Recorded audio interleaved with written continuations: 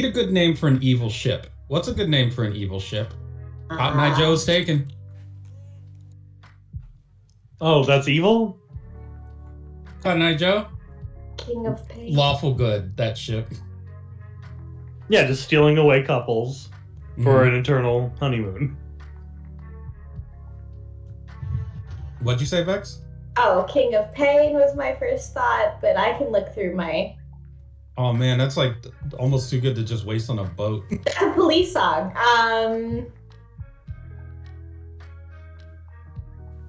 It is pretty good. Also, can you guys hear music? Because I'm... Yes. Okay. Yes. All right, I have to adjust the volume a little. Blue Suede.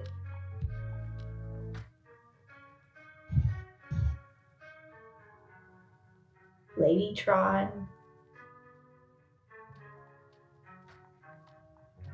Did you say Ladytron? Ladytron is a band, yeah. I kind of like that one. Oh shit. The Humbling River.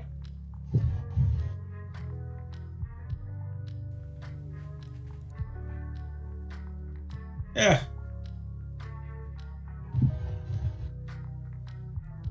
Humbling River. That sounds fine. Okay.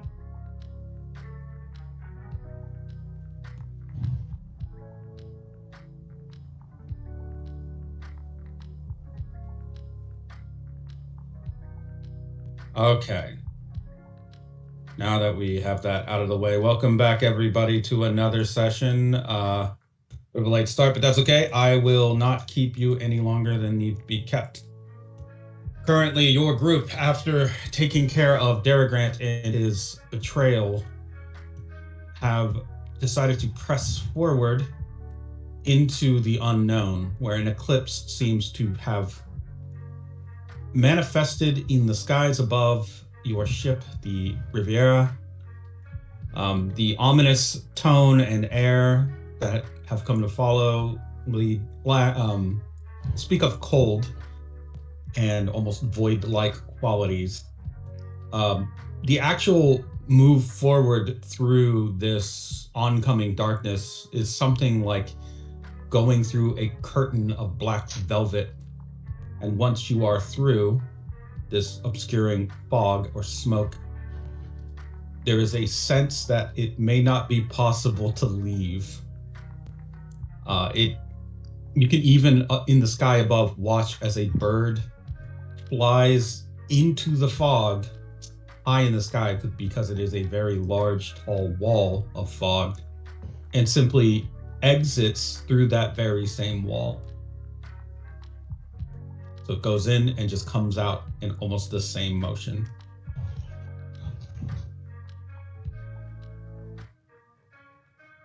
The interior of the fog wall, the black obscuring mist that seems to permeate everything and sit atop the water. The atmosphere itself feels at once lifeless and far too animated. There are fish that can be seen in the water that are both at the same time, they appear almost sickly or dead, but they are not quite dead because they're moving. They're also not rotting. And if Ice Beak, you were to ping them, it would just ping them as alive, not dead. Okay. They just happen to look very strange and pallid. Whether that's contact with the water or the fog wall, hard to say. Most notably, the wall does extend from down into the ocean as well. So there's a just wall of black, almost smoke. And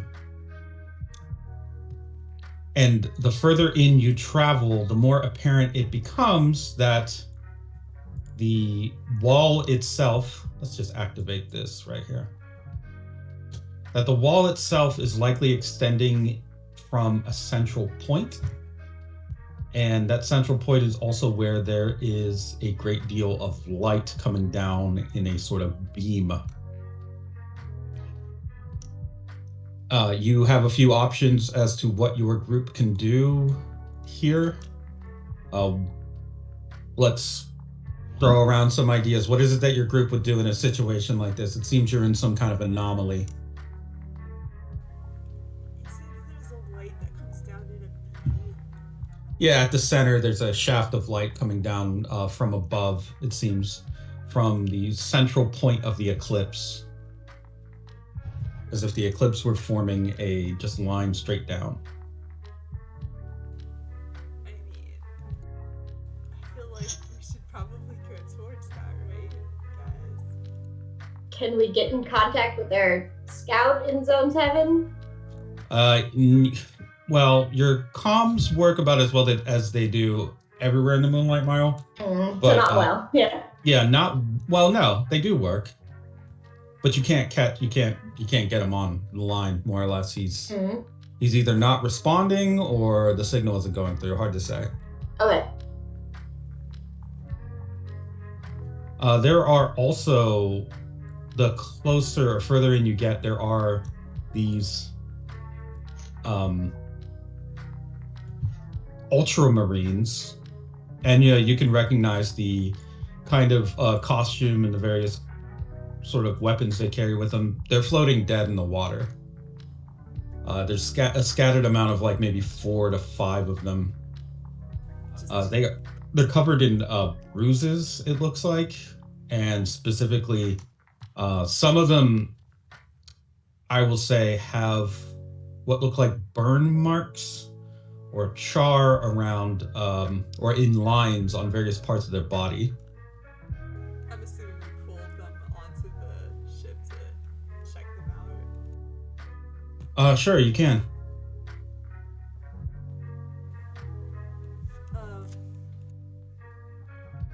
I'm assuming like we're looking at their bodies, at least Dr. Ice speakers. To see the cause of yes, yeah, why not? Okay, Ice Peak, you want to examine these bodies? Go ahead and give me a brain trust roll.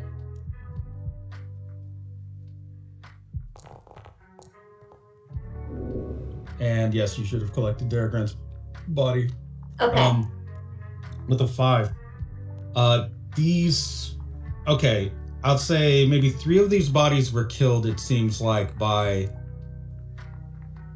At first, it seems to be like they were exposed to some sort of explosive, but the explosions are very thin.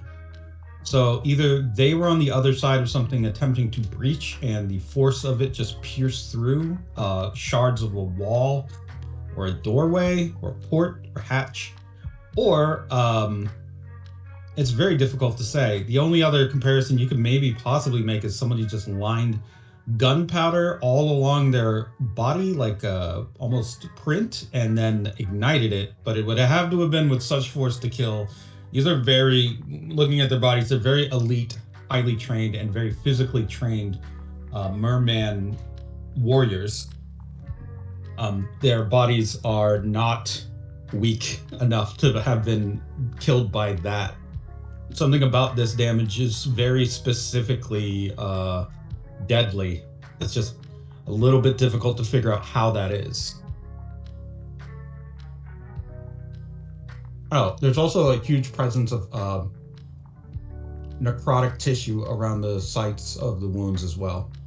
Like, normally when it comes to merman injuries, the cells are obviously alive and very good at mending and closing, stitching wounds shut. These ones didn't have that capacity for whatever reason. Again, quite odd, though it seems there is no presence of a poison in their system.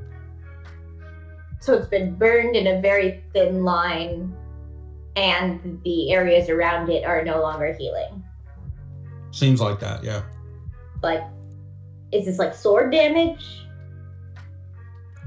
This could technically be caused by a samurai sword, but a samurai taking down these guys, they'd have to be pretty good. Helmet's on the ship, right? Oh no, wait, he's out in Zone 7 somewhere. He's out in Zone 7, which is where you guys are in Zone 7 now officially. You cannot get in contact with Helmet, so he's somewhere. Well, because of our run-in with, like, anti-merfolk be able to tell by now, like, they use, like, anti-merfolk, Like the laser guns that were used by Rory Lowe, you mean? Yeah, something that would, like, burn like that. Doesn't seem to be a laser. Not clean enough. So it's not the image I've seen before. No, you probably have never quite Yeah. seen something. This is a very odd thing. It looks like somebody made I'll say like a maze almost on these bodies out of lines of gunpowder and then ignited them. Oh, strange. Okay. Like it's a print almost. If I put the bodies together, there isn't it doesn't print out anything, right? It does not. No. Okay, so my puzzle brain tries to add up the lines. It does not work, and I just Well, actually, yeah, you have your brain type, and you're not dumb. Yeah. Putting them together, judging by the way that the burns are made, you can determine a few things. But give me another brain trust roll. We'll see just how much you can figure out here. The 2. What's that? Oh no, 2. Passive. It's a puzzle, right? So 3. Yeah, it's a puzzle. Yeah. Okay, with a 3, you can determine that each of the burns are at an edge of a body part. That's where they begin. So they, like for instance, if there's one that goes up a leg, it starts at the foot. Or if there's one that is on a hand, it's from the fingertips and goes up. But either way. So it's like something they touched? It could be something they touched or something touched them, but either way, yes, it seems that there is a potential origin point for these burns. The other thing that you can determine with a roll of 3 is, now that you look at them a little bit more closely, these look like circuitry. Like they have a pattern similar to circuit boards. Strange. Okay. This is something we've never come across before. Maybe this is the NWO's doing?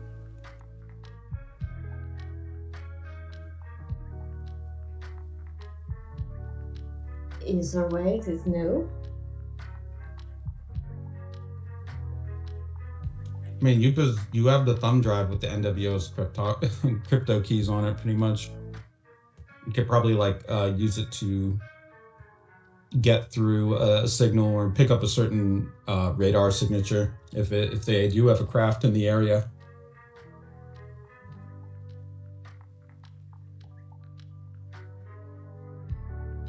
But I will warn you, pinging if they are in the area or nearby, pinging them does let them know. Like they will know that they have been pinged.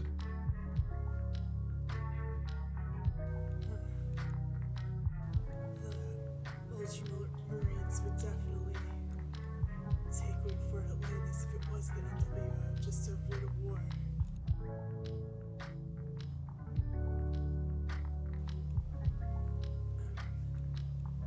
We should probably get in contact with Helmet and see if he's seen anything. Yeah, or if he's okay at least. Whatever we used to communicate with Helmet would probably be encrypted somehow, right? Oh yeah, all River's communications are encrypted, including their little beacons, so you can track one another. They're not easy to break at all.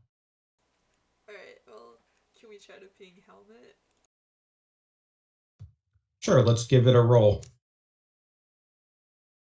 Do we use the ship's buttons? Yep, I'll roll it. Gonna roll. There we go. A 4. The crew is doing their best to bring Helmet up on the comms, but they cannot bring him up. They can only, one of them catches what looks like a faint signal from Helmet.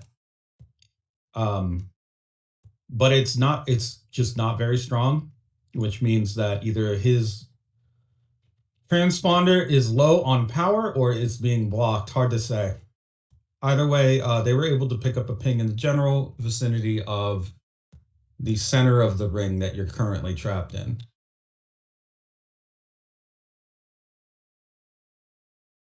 Where the light is coming from? Yes. Okay, I guess we're going toward the light, guys. Let's go. Head toward the light. Mikey, as your ship is traveling, and I'm sure you are more on the lookout, you have a passive perception type of deal. You are a scout. And maybe more importantly, you are aligned with plants. So you will notice also somewhere very far in the water is a body wrapped in ivy, thorned ivy, as a matter of fact. Like not seaweed. It is specifically plant. It is specifically a Plant. plant. Yeah, plant life. I guess I can't make out who or what it is. It's just like a mummy of vine. Yeah, it seems like that. Okay. I guess whoever's in charge of steering the boat, I'd point them that way and go, I think there's a body. I mean, we should be careful in case it's a trap, but it also could be a person. And I think he would head down and let everybody else know. There's a body out in the water that direction. It's wrapped up in vine, like thorn vines. Like it's not. Whatever's out there shouldn't be there because we're in the middle of the ocean. If it's wrapped in vines, that sounds like something natural. Maybe it drifted out here. No, I mean, even if it drifted, at this point, I mean, even unless it's brand new to the ocean, like fish would have started eating away at it. It's plant life, and whatever it is human shaped. It's basically a mummy. Well, it will need to be returned to its significant others. Yeah, I'm having them head that way to pick it up. Because again, it might be a trap, and then we just, I don't know, throw them back overboard if it is. But if it's not, we help. What? It's like the bird. Like I think if you did Sticker, he'd go, "What?" It's like the bird all over again. We just gotta throw it back, or whatever. I'll tell my grandkids to leave us alone. Adult. And when he says he throws his arms up and like they kind of like pop because they're rubbery. And he just kind of like doesn't know what to do. It's been a day. Oh, how nice of you to have a big family. I guess. The biggest of any of us. Yeah, but they could at least write or call or understand why. You know what? I get why humans say that a lot. I thought it was just a thing, but I get it now. I don't know if they would call. I mean, Technically, they the one don't seem could. technologically advanced. One of them could interrupt all in communications, so she should be calling. Yeah, I guess sometimes you just don't learn. I blame myself for not having been there long enough. It's okay, Mikey. That was a lot to go through. So, they're circling by this body. Yes. Circling by the body. Do you pick it up after checking it for booby traps, or how do you want to go about that? Yeah, I mean, I guess we should. I'd hate to let some random soldier pull it up and the vines just grab him and, I don't know, eat him or turn him into another vine monster. I don't know. Yeah, we're going to check it out. Okay. Pulling the body up. First of all, vines are, we'll say, they're made out of something that isn't necessarily plant material. Very plant-like, but it is more, I would say, elastic, and the spikes have a sort of, or the thorns have a sort of metallic quality to them. So it's not quite as elastic as rubber or anything like that, but it's it has a lot more give than it should, and it also seems a lot more resilient at the same time. This person the person you pulled up is a Rivers operative. They are currently wrapped up with their hand right below their chin as if to cover their mouth. And it looks like they have also been drained of blood. Like they look like they've been exsanguinated more or less. Probably from the thorns.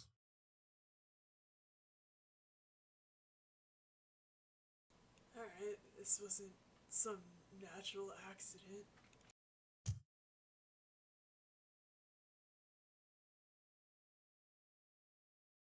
No, I mean this definitely seems deliberate, but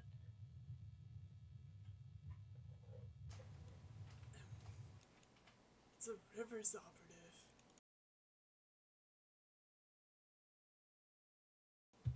Yep.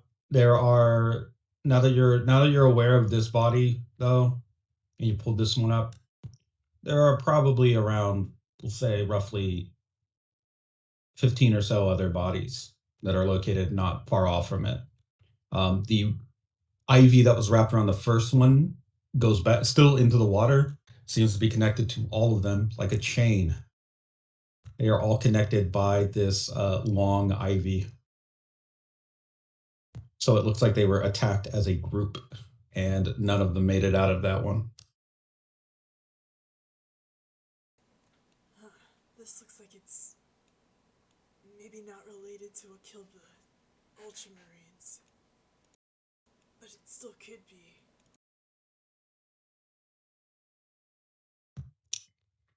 I suppose notably, I speak, you're a doctor. Yes. Well, I guess the question is, you guys pull all of the bodies up out of the water? It's going to take a second. Yeah, there are Rivers agents. Fair enough. yeah, I was gonna say they are all chained together, so I would hate for us to catch the ship to catch the underwater vine as well and just start dragging them, because we could do that by accident. And because who knows what that means? They could all be bombs. Yeah. I speaks big into giving families closure, so she probably wouldn't let you leave bodies out there unless it's like an emergency. Yeah, no man left behind. It's the law of the land. All right. In that case, you all can pull them up, and doing so reveals that these people. So the first one died of exsanguination. A few of the others seem to have died from, looks like some of those burns that you saw before. One of them in particular died because it looks like he tried to swallow a paperweight. It is just firmly lodged in his throat, and he suffocated on that.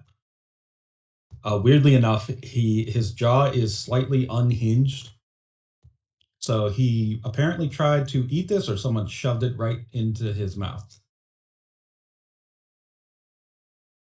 Okay. I pull that out. Oh, and two of them have died from gunshot wounds to the head. Self-inflicted or other? Other. But most Okay. notably, the way that they are bound together, it looks like they might have shot each other. Okay. What does the paperweight look like? It says World's Greatest Boss Oh, 2083.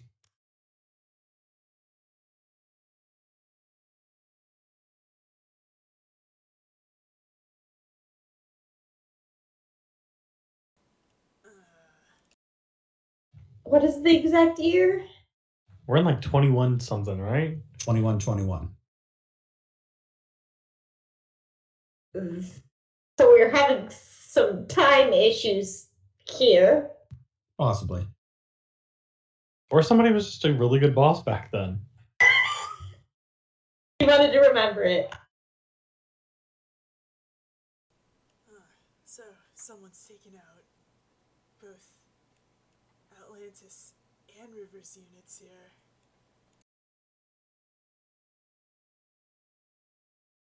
This doesn't really look like it could be the Daganites. Oh, possibly there is plant life here, and we know of one Dagonite who specializes in it. But we've asked her not to come here.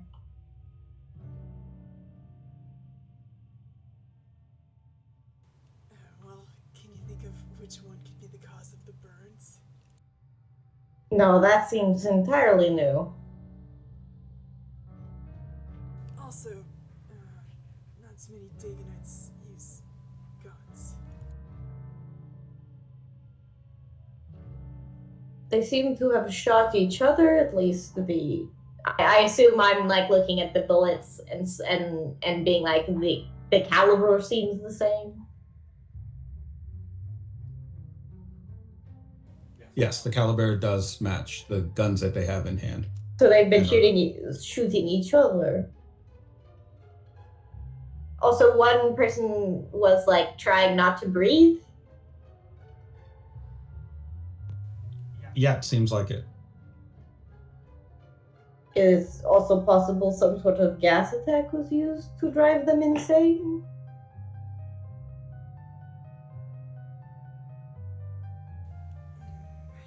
It would have to be someone resourceful.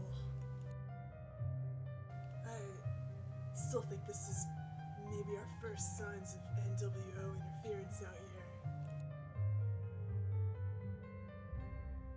We are the furthest away from home yet.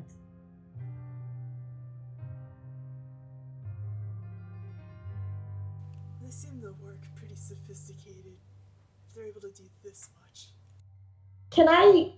Do Rivers guys have like tags to identify them or anything? Yeah, they do.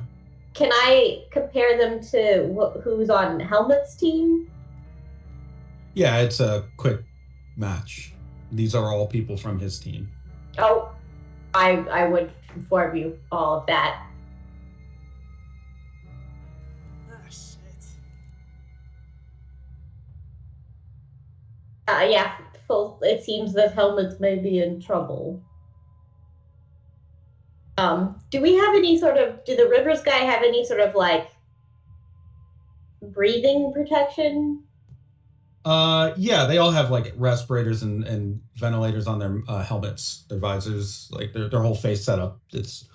They're made to fight like weird shit, or they're trained to fight weird shit. So yeah, that's definitely a thing that they would have protected against. And in this case, their equipment is within working order.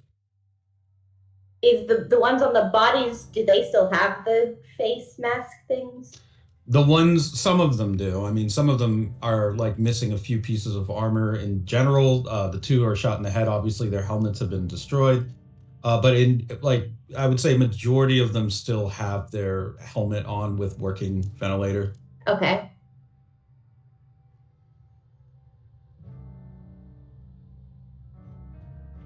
We should try to head towards that light, I think.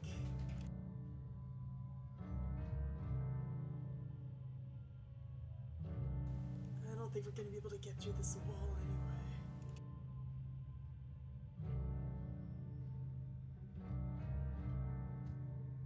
I would assume that you all then are in agreement to head towards the light. It does seem the only way out is through. Yep. Okay. As you approach the light, you can hear very distant, but you can hear screaming. Sounds like one man screaming. Where is it coming from? Like, what direction? The direction of the light. Okay. There is a man screaming there. Is it a recognizable voice? No, actually, it sounds like a older man's voice. Okay. We should probably try to ping that thing after all. Ping the NWO signal. Okay. Pinging that signal, you get a ping back, indicating an NWO craft is nearby. Can you guess where it is? Up in the beam. Correct. Right Underneath it.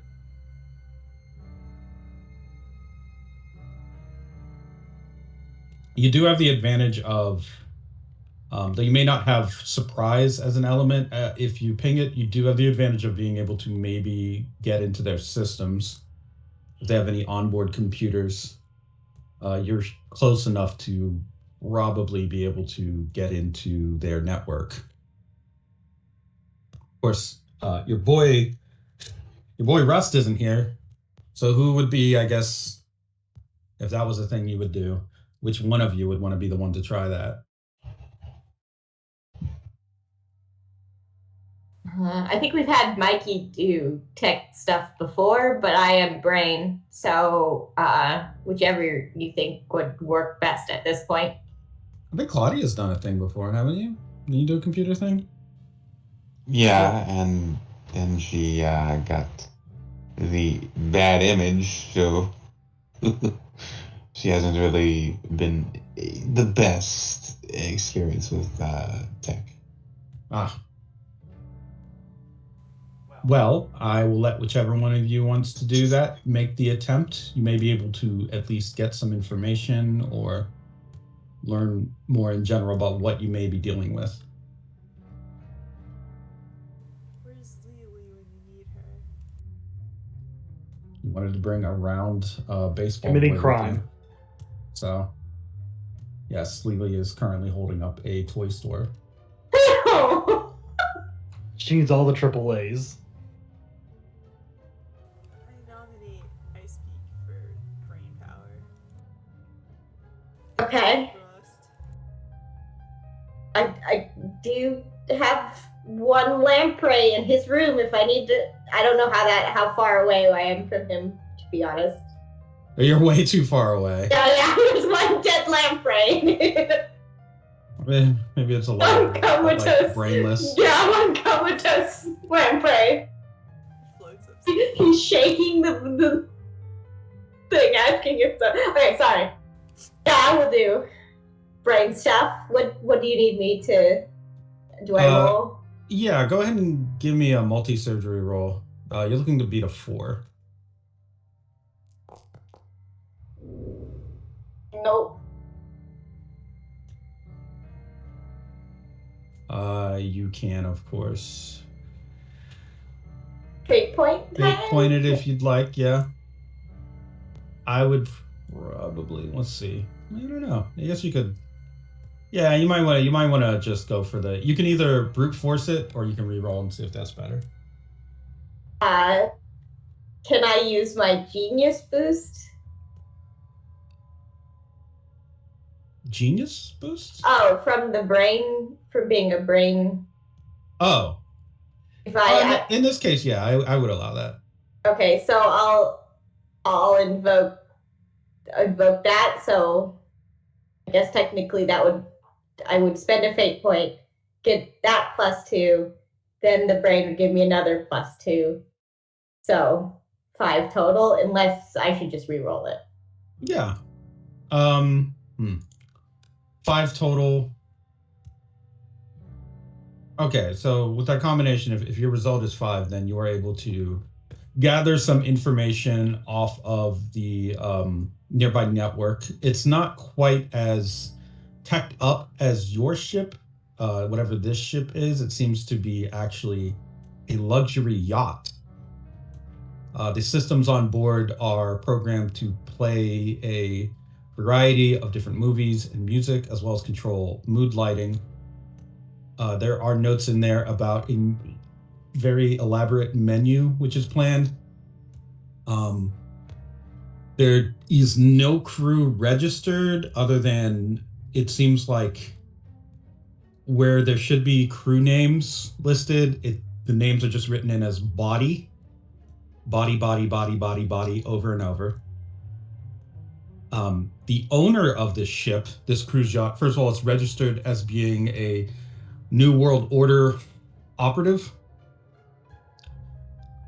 They are some high rank, hard to tell, because you're not familiar necessarily with the way the New World Order has organized its ranks, but it may be at a similar position to Nicholas Pine, who you just ran into.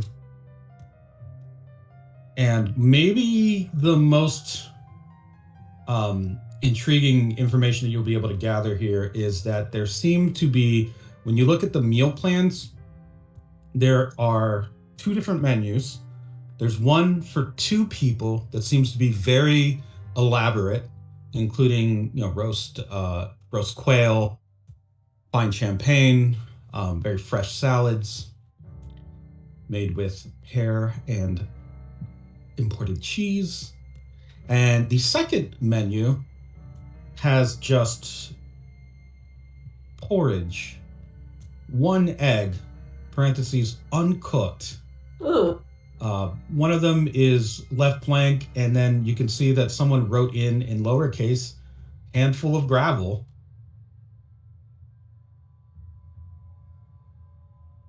Why? So, and he's looking over Icebeak's shoulder. So it's a yacht? Is that right? This is a yacht? It seems to be a luxury yacht for exactly 2 people, while everyone else is in some sort of slave labor with a menu system that is all to even me. Would you like some delicious gravel? This entire zone is really weird. Yeah, yes, it makes me fit right in. So what are the Very chances homey. these 2 are stand users? Highly likely. I suspect maybe some of the. Well, we've worked with the Antichrists group before. Did we know the name of Alsatia? Yeah, you would have learned it from your operations in Russia. Does any of this speak of her cooking? Not at all. Okay. I mean, she is that she's a cook. Yeah. But the menu looks more stock standard for what rich people would expect. There's nothing really creative or interesting about it on the food side. People are actually eating food. It's the famine side, it seems like, that is a little bit more out of the ordinary. Okay. You rub elbows with enough rich people in the art district where you naturally hang out that you can know when there's a sort of fancy pants frou-frou kind of menu setup. This looks exactly like that. Okay, then it does not look like a menu Alsatia would write. We should probably just play it diplomatically and see if we can board this thing, right? If we suspect that an entire team has been murdered, I don't know how diplomatic we will be able to be.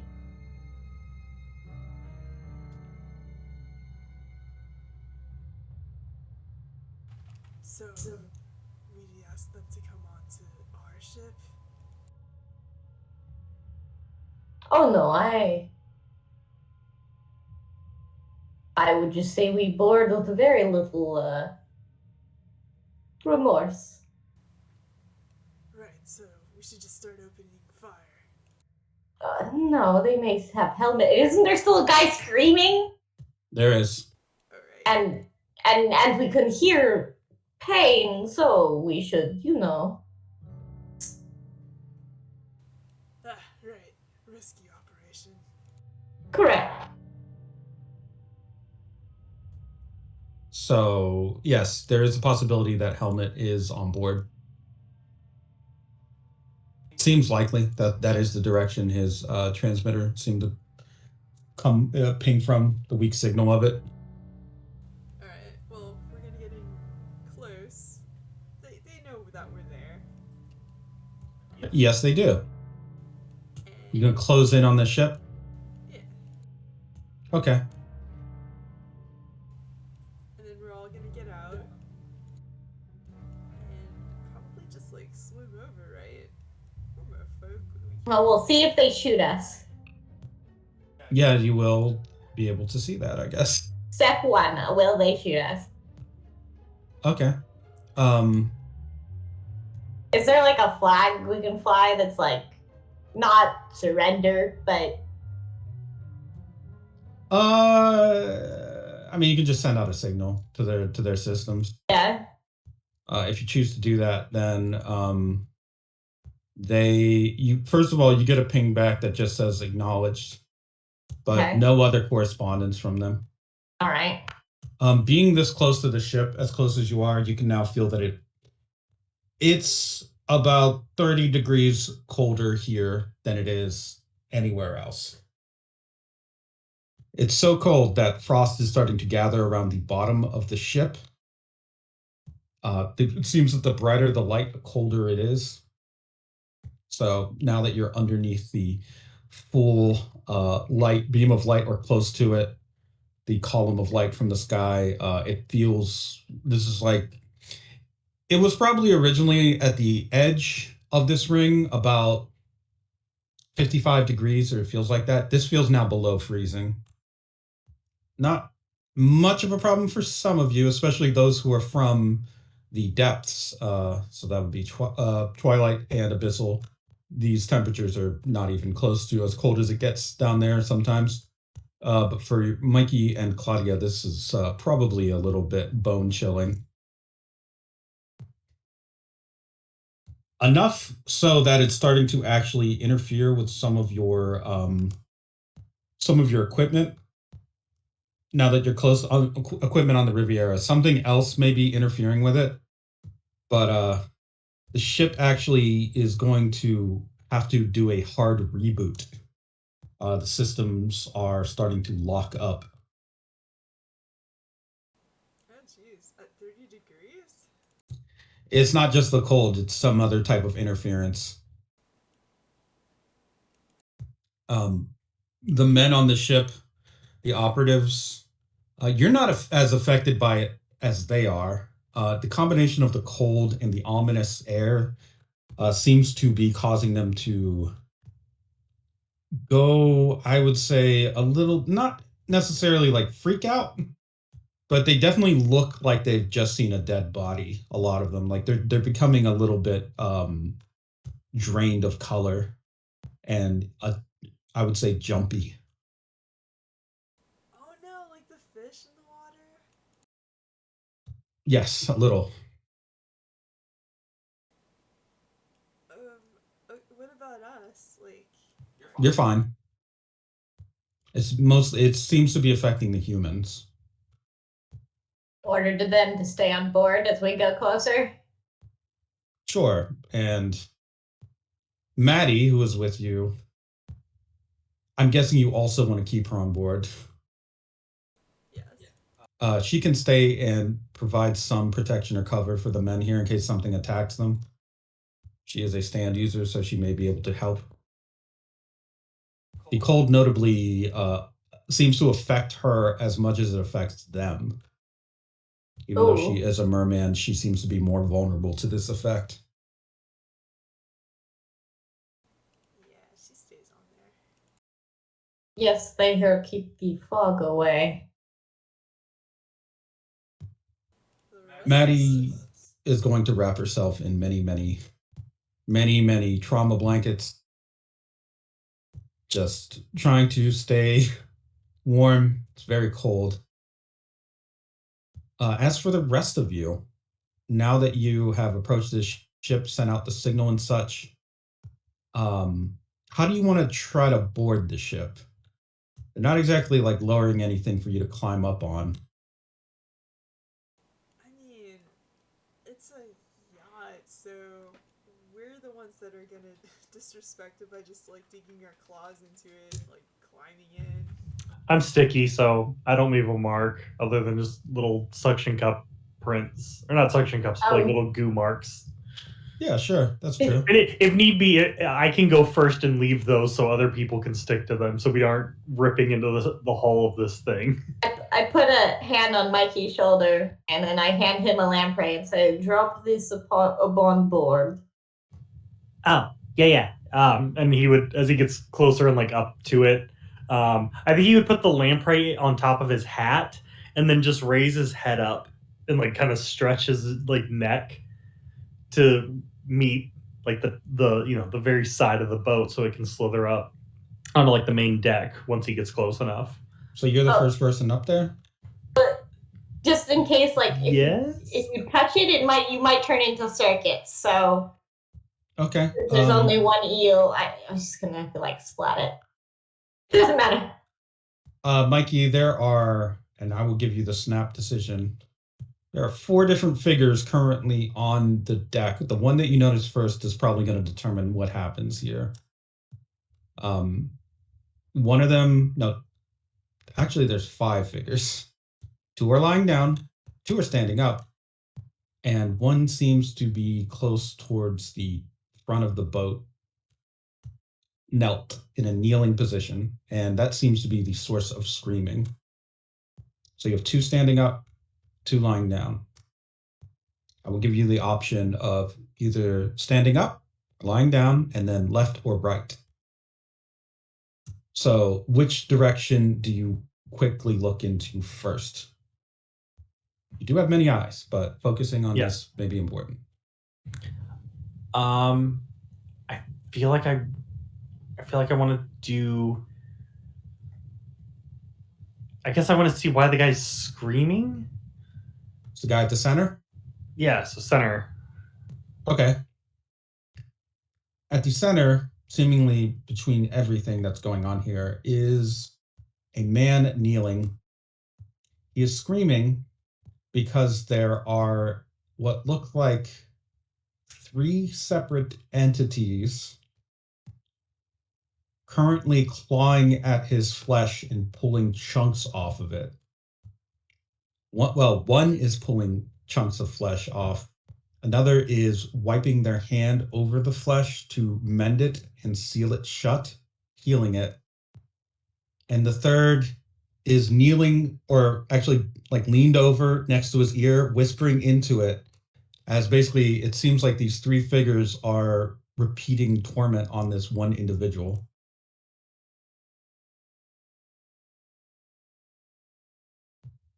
Because you noticed that one first,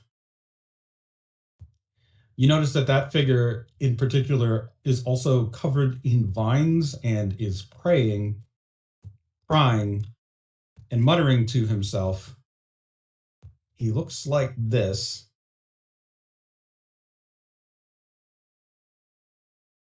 He's fully wrapped in vines and seems to have his face obscured. There is, I would say, a growing pool of blood beneath him where he is praying.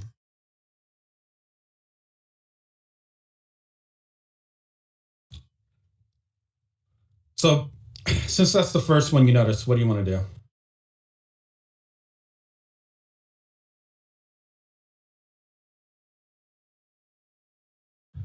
I mean, I guess I Speak also sees this with the eel on his hat. Correct. So I Speak, you would also know what is going on above you. I think Mikey would take the eel to like use it as like a little 2-way communicator, something we've done before, and just go. I should definitely help that guy, right? Mikey, as soon as you say that, you throw yourself off of the ship and into the water. Yeah, I guess I'm just sailing down as I'm saying that, and you guys like just see me go past as I hit the water. Can any try to catch him? Yeah, you can definitely. I would say he probably catch it, floats. I think he would like immediately like kind of flap out and like turn himself into almost a parachute with his leafy like wingspan. But I guess if the force is not of his own, he would just be forced to slowly fall. Just makes it easier to catch.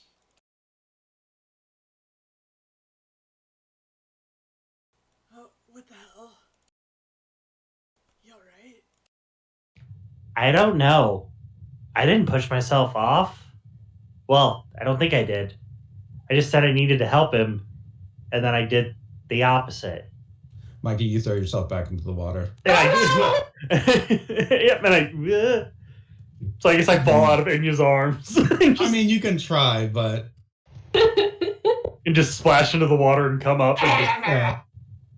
Okay, I guess today's opposite day. Is he like spits a little water out? So we do Swims back over. not wish to help this man. Oh wait, does anything happen to me? Nothing happens. I want to be far away from that guy. You throw yourself And I into the brace, water. and I was gonna say I brace myself, and then I. Okay. This better not be one of those things where like it's opposite day, and that means it's not opposite day because that's the opposite of opposite day. Because I really hate these riddles; they're really dumb. I'm not gonna ask which brother is the one that lies. Maybe there's a curse on him? I mean, he was completely covered in vines, same vines that it seemed like everybody else was. So that's kind of a thing. Vines. Is anyone still looking up at the deck? Or are you guys just currently by the boat side waiting? Claudia's probably got her binoculars out, keeping an eye on it. There are... Okay, Claudia, you watching that?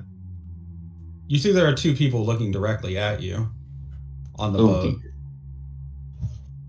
One of them has a cigar between his teeth, and the other one is, it seems like a woman in a business suit. In fact, they're both wearing business suits.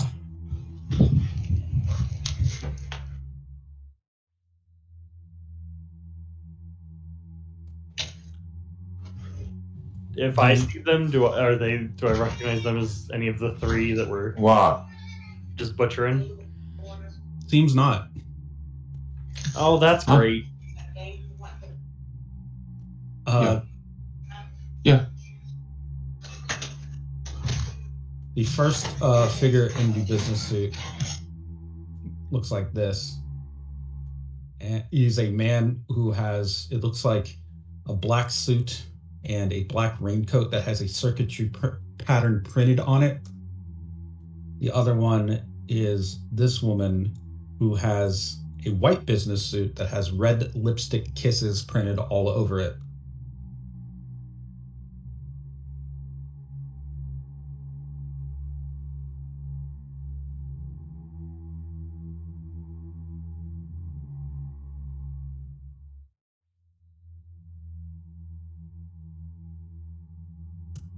The two of them, once they see or spot you, Claudia, and your group, seem to be talking to one another. Oh, yeah, let me fix that. New character, who dis? Their names are, yes, Saint Laurent, Mr. Self-Destruct, and Mrs. Motivator.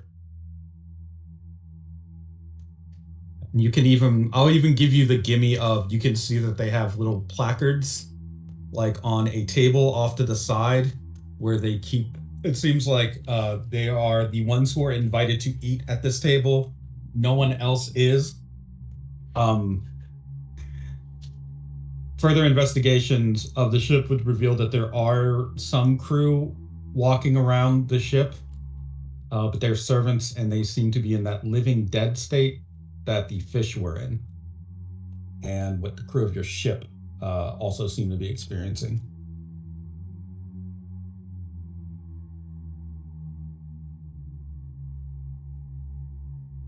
Mrs. Motivator leans down and opens up a black leather bag and then starts walking towards the edge of the ship.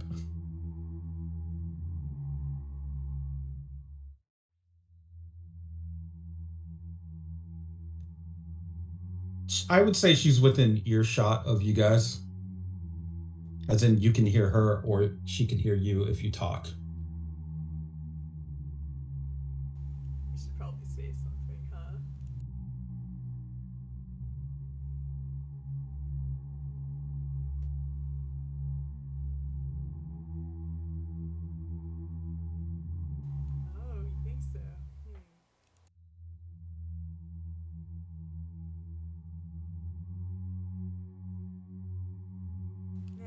it.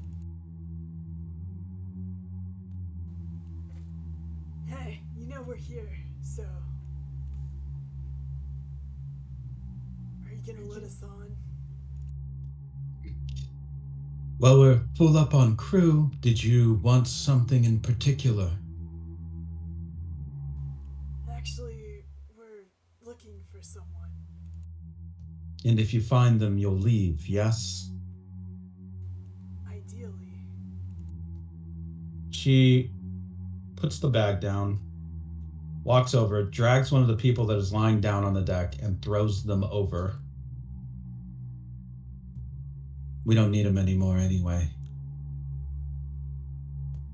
The wrapped, bound figure pretty much just plummets right into the water. Be on your way then. And then she just walks away from the edge. Enya's gonna jump into the water and get that body. Okay. The body, still living, is your friend Helmet. Although there are vines going into his nose and mouth, and much of his cybernetic circuitry has been exposed. It looks like stripped of its armoring.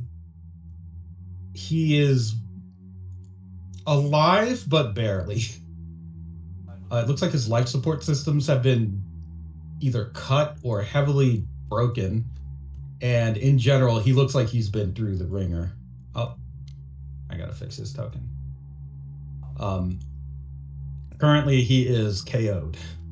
And if you hadn't gotten him out of the water, it's likely he would have just drowned in there. Shit. I applied immediate medical care. Yeah, you can definitely give it a go. Go ahead and give me a... What would be the best roll for this? Let me look at your sheet real quick. I'm gonna guess like it's probably a multi-surgery roll. Do you have a stunt for medical stuff? Yeah, you have tactical medical. Tactical medic. So give me a multi-surgery roll with that stunt. It should give you a drop down so that you can apply it to that that approach. I attempted it. Ah, good. It worked. Yes, with your medical knowledge, you're able to stabilize Helmet. He, like I said, is on. He's alive, but it looks like barely by a sliver. The equipment on board the Rivieras will probably be able to at least get him back to consciousness. But the way his system is currently fucked up, it's a variety of different things. He's experiencing exposure. He is obviously punctured in several places by these vines and thorns, and also internal damage that has occurred because the vines have gone into him. He is also, it looks like, he doesn't have the circuitry explosion effect on him. It looks like he tried to jam something into his own throat, something sharp, because his arm is still up by there, grasping what looks like a shard of something. So he tried to jam it into his own neck. That's not enough to kill him because he's a cyborg, and you would think he would know that. So chances are whoever made him do that didn't realize that wouldn't be a fatal blow for him.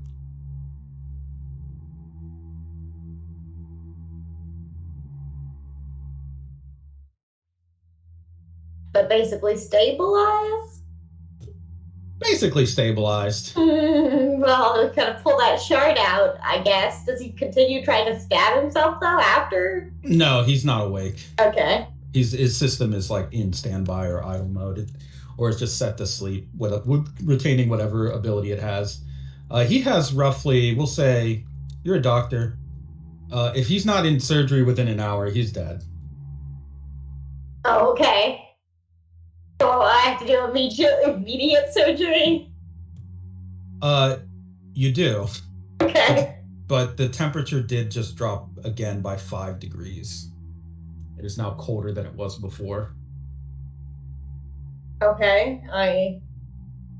That's actually good for surgery, but I learned true nonetheless that if he doesn't get surgery within the hour, he will he will die. But also, I can feel the degrees getting colder by exactly 5.5.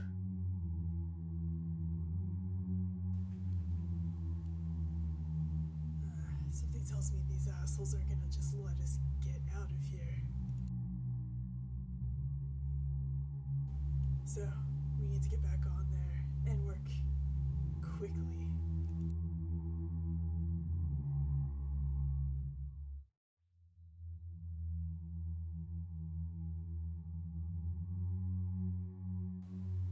I mean, they don't have time to do surgery when the whole crew is getting pallid. So, agree that we just go back onto that ship.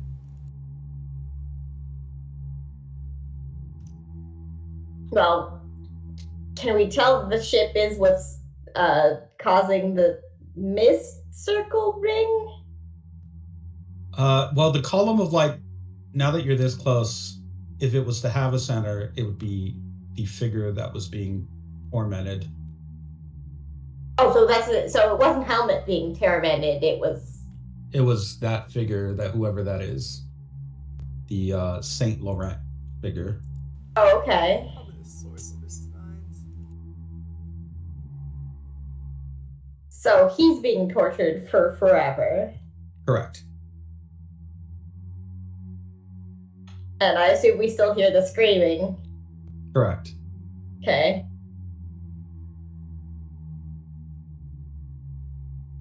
So do you want to try to board the boat again?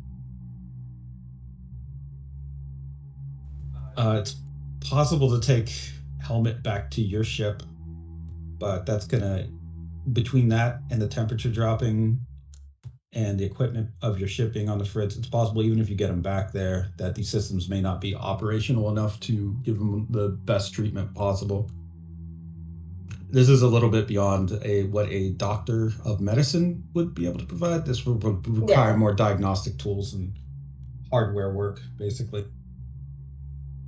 So, like, whatever, like, we should probably split up. Some of us return him to the ship and the rest try to sink this ship. I don't. Whatever you guys prefer. I mean, honestly, I think we should try to get back onto the ship and try to attack from the ship. Do you want? You can also have command your ship to fire on this ship. Yeah, that's what I mean. Attack from the ship. Like, Okay. PPAs. Would you like to give the Rivieras the command to shoot the ship? Yeah. Okay. Let's see what it gets.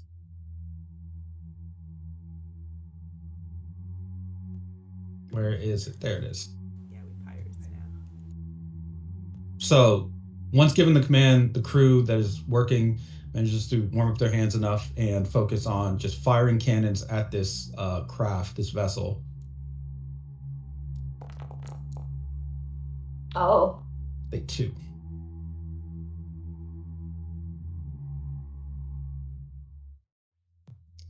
The blasts are fired from the main cannons on the Rivieras. They go towards the ship's hull, the enemy ship, bank upwards, crisscross one another, and then go straight down into Saint Laurent, just bathing him in fire and explosive damage. The explosion itself seems to gather up like a cloud and then pull into him, completely decimating his body. The figures that were working on him step backwards, wait a minute, laugh at one another, rub their hands together, and just start putting him back together bit by bit, threading him shut with ivy, and then closing it up until they reshape him as a just screaming, shivering man, and then go back to work. Oh man.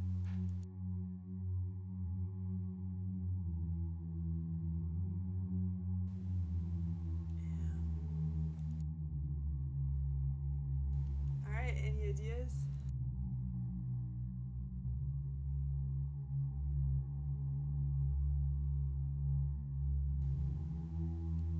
feel like there's gotta be a way to like make that Saint Laurent guy like go unconscious or something. I was gonna say, have any of it?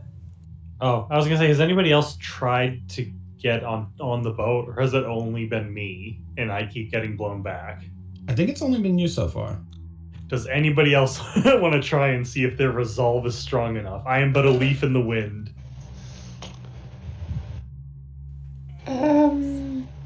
Sure. Claudia will give it a shot. Okay, Claudia, climbing up on deck. I will give you the same option of who to focus on. There's two standing up. There's Saint Laurent. There's one man lying down, still on the deck.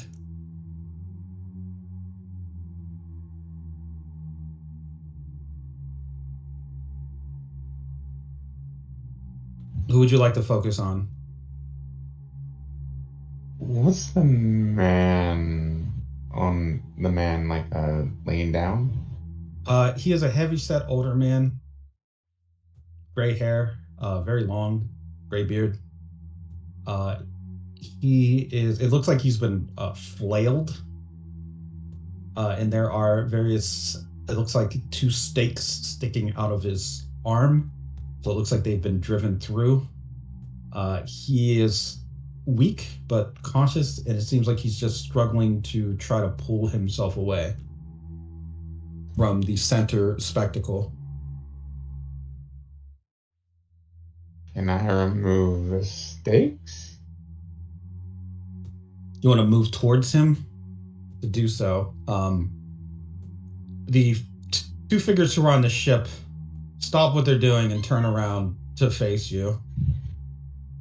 The man in the black raincoat rolls his head at the neck. I thought we told you to buzz off. Why are you still here? Well, a lot of reasons, but none I feel comfortable sharing. I see. He kind of crouches down a little and starts flexing his fingers. I hate smartasses like you that think that they can just walk in and do whatever they want without any credentials or backup or anything. Out here, there's no authority like you might have had back wherever you came from. There's no laws, no nothing.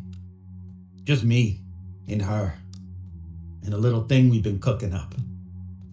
People like you, he points at you, Claudia, are just a pain in the ass. But that's okay. I've dealt with them before. You should know that approaching a stand user is pretty much asking to get your ass kicked.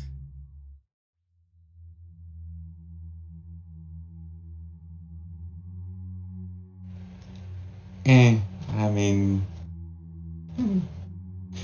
I'm sure it is, but who knows? Maybe there's some surprise in store. He raises one hand, and you can see on the palm of his hand and on the underside of his fingers, he doesn't have fingerprints, he has circuitry. He closes his middle finger to his thumb, and then you can hear what sounds like clicking, almost like a hard drive going off.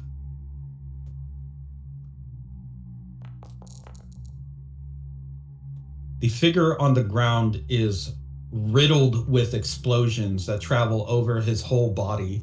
The maze-like line work becomes alive and glowing as he just starts to get lit up on top of all of the damage that he's already sustained. The body jumps from the explosive damage and causes him to roll over, just ending up face down on the ground. And it's not just that it was an explosion. It looks like, you can tell from the wounds, they look like they're old now. The cells are just that dead. There's like necrotic bruising around them.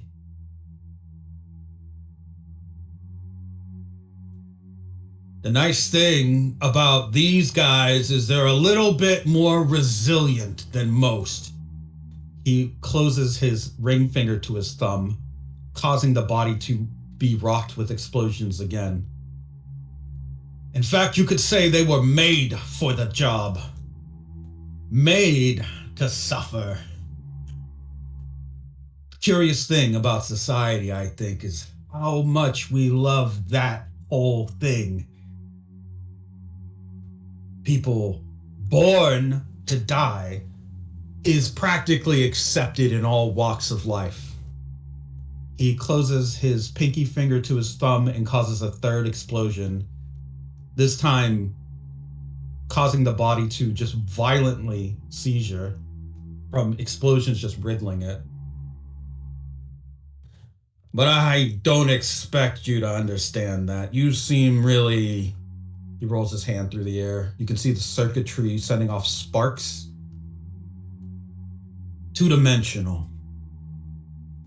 You seem like the type of person who thinks they're a good do-gooder.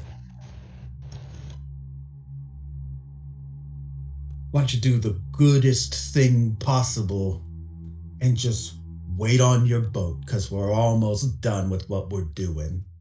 Or he holds up his index finger and his thumb in the air, pointing at the sky. I can light you all up to kingdom come. Which one would you prefer? To start with, you don't know me at all. I keep things a little bit secret from people, especially from my past, but I'm not gonna tell you, because I don't like what you're doing here, and I would rather you stop. Oh. Well, in that case, we'll just go home and stop this whole thing. Come on, Mrs. Motivator. You heard the lady. Let's book it. Thanks for setting us straight, officer. That's who you are, right? Officer, detective. We had some info on you guys, so it wasn't hard to guess who would be here. Coincidentally, this happens to be the perfect time and alignment, celestially speaking, for what it is that we're doing. Couldn't be helped. Can never really be helped. Isn't that right, Laurent? He looks back at the figure being tortured. You see, we're having a little bit of a celebration, is the thing. And if we stop now, it'll all be for nothing. So unfortunately for you and whoever it is that you have brought here as backup, I don't think it's gonna be a choice of live and let live. Nah. When you're already going to hell, there's really no point in trying to sweet talk your way out of that. He pulls his black raincoat up closer to pop the collar. The woman in the red glasses who's been watching just kind of nods her head in agreement with the man. My name is Mrs. Motivator, and this is my partner, Mr. Self-Destruct. We are currently overseeing the ascendance of yet another comrade. Someone who's figured out a way to draw all misfortune towards themselves. Some sort of... She kind of just starts shaking her head a little. Anti-saint. One that could probably produce something very important. Can you imagine sort of power a person would have if they were able to just put a single object, a finger bone, a tooth, anywhere in a country and cause it to just fall to ruin? That is what we are working on. Currently, Saint Laurent is drawing all suffering into himself, a true martyr. Once he does that, he'll have full capacity to just bloom. Demons are currently tearing away at his flesh and rebuilding him, making him feel everything, making him just the saddest little guy in the world. Don't feel too bad for him, of course. He signed up for this. Because he, like the rest of us, believe in the mission of the Antichrist. With this, we'll be able to set the groundwork for his true and eternal kingdom.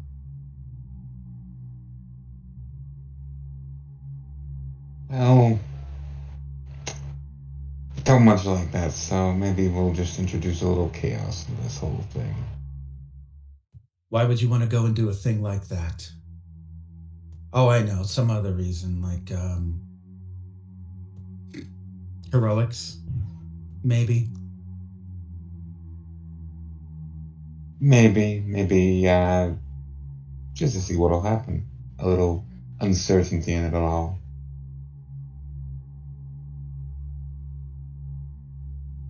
She turns her back to you. To be honest, this is tedious. I think you and yours have probably already lost without realizing it. Take a swing if you don't think so. Try your best. It won't matter. I didn't climb to the top of the ladder by just putting myself in harm's way, or go out without a plan, especially for this one.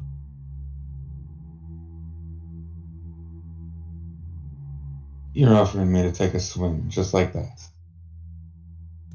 Feel free. Okay, I'll take you up on that. She probably pulls out the gun, spins a bullet, loads it, and fires. It is the gun of Abel. Oh The gun of Abel. It flies through the air, curves towards her, takes a hard right, goes right through Saint Laurent's head.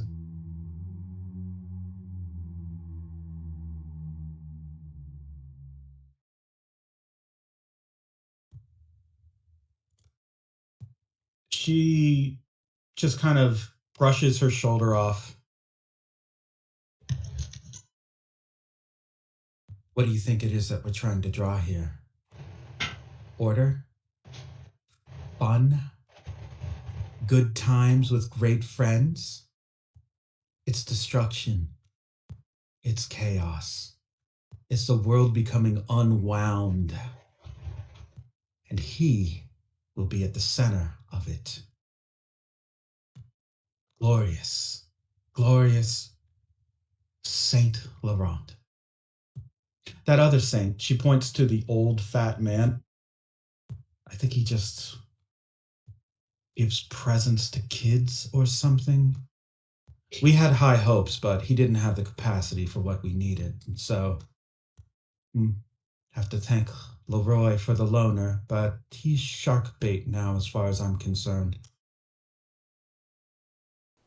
You know, for real, they have Santa Claus there on the ground, just being Bleeding and all fucked burned up.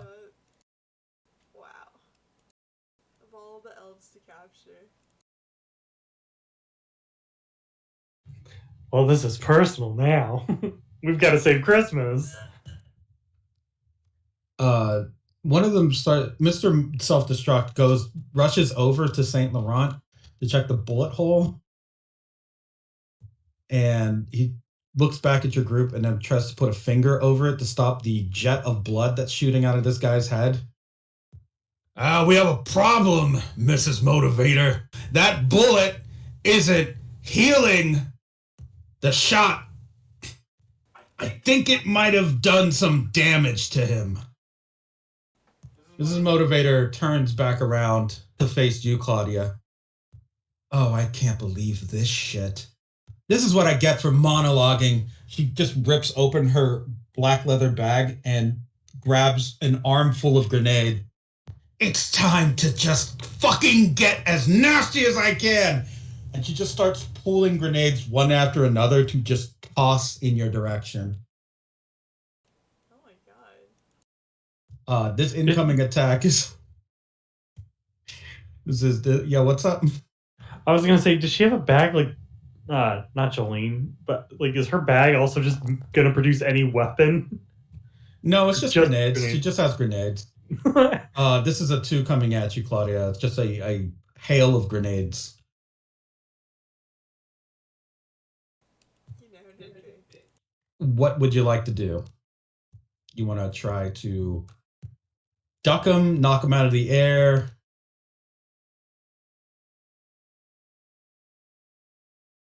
Well, I feel like Claudia wants to probably pulls up, just yanks a plank up and starts trying to bat him away. Okay. Go ahead and give me a power roll for that. See if you can Okay. smack them around.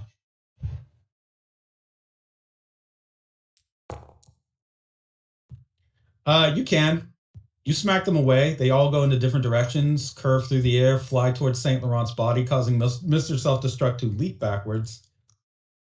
Let's see if he is at all harmed by this. He is not, thankfully. The grenades all detonate on Saint Laurent. They are dragged, the explosion is dragged into his body and sealed inward by the 3 figures surrounding him. Now that you're close enough and on the ship, you can see that those 3 figures are, well, one of them is a humanoid with orange flowers and a big smile plastered across his face. Another one seems to be made of a bunch of sunflowers that are very flat against a surface. Its wide body allows it to basically cover a lot of area. So the explosion kind of like hits it, but it doesn't seem to do much damage. The third one that's whispering to Saint Laurent is has a rose collar, looks like a blooming rose, and green bodysuit. They all just work together to put him back together. But he's still, the gunshot is still bleeding out, so they're doing what they can with that, but it looks like they are having some issues. Mr. Self-Destruct, after almost catching a grenade, turns around towards you and just clenches his fist, and you can see a black circuitry cover. It's a black armored figure with orange circuitry kind of like going up and down its body as he starts to just walk towards you, apparently very pissed off. Could Enya have Yes, but the rest of your crew, what are you guys doing after? Because now grenade explosions, gunfire. I doubt you're just like sitting there. Yeah, I was gonna say, could Enya have been trying to sneak up on the other side of the ship while Claudia had their attention?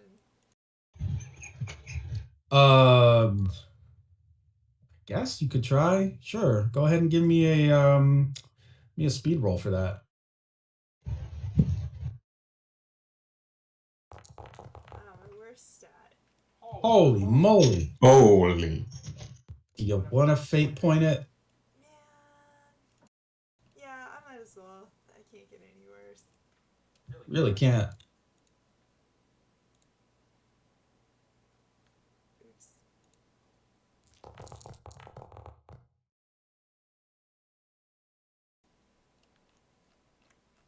The 3. I would say that you could get up onto the ship on the other side without them noticing. What did you invoke, by the way, for that? Assaulter, sorry. Your training as an assaulter has led you to figure out a more stealthy approach and maybe how to slip past defenses. Yeah, alright.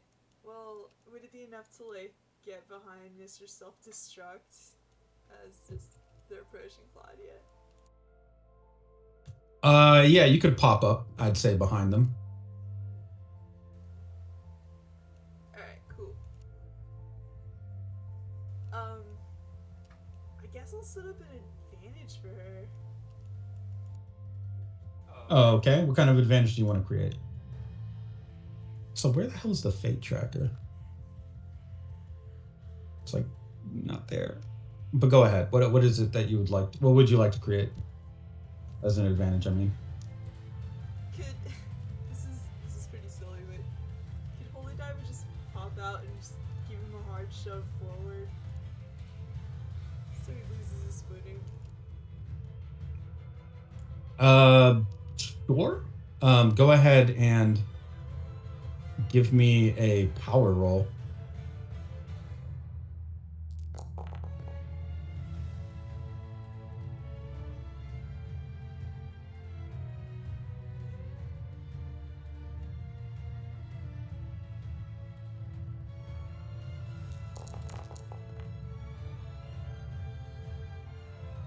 Okay. He is going to, well, when you shove him, he just kind of stumbles forward and then spins around. There's the rest of you. Looks like we're gonna go into a little bit of overtime here. But that's okay. Pay rates are still good when you decide to put in the work. I don't mind a little team synergy. He kind of squares up with you, Enya. Yeah, I heard the whole bit about destruction and chaos, so got a pretty good idea of what I'm up against here, I guess. Evil, right? You just call it that. Call it being tired of the status quo. Evil for evil's sake would be ridiculous.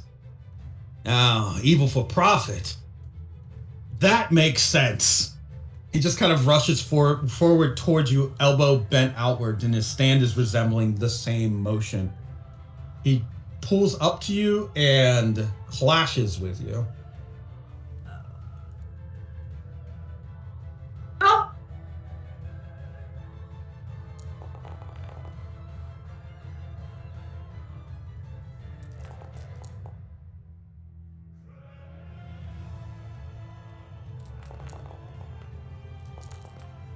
Okay, you're rolling against a 4, a 3, and a 0.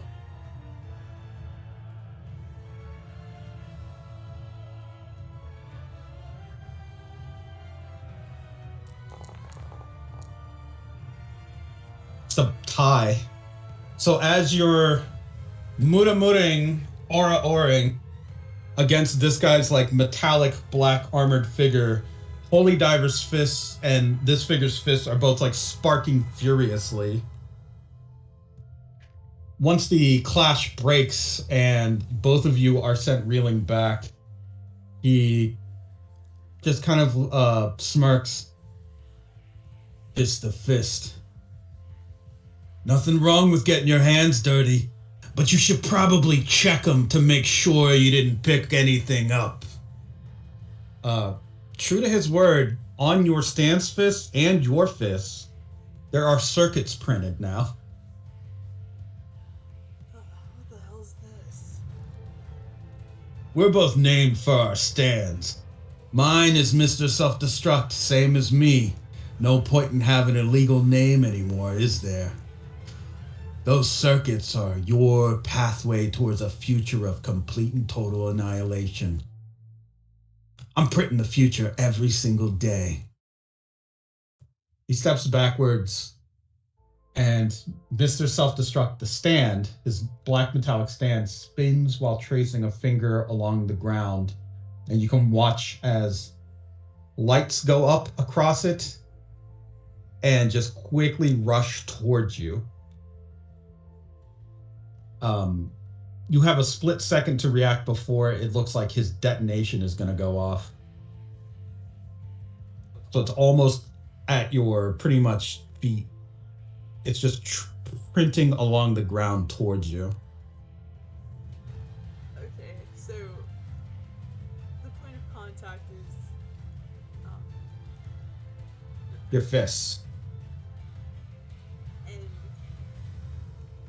it looks like he's trying to make contact with his fist in turn.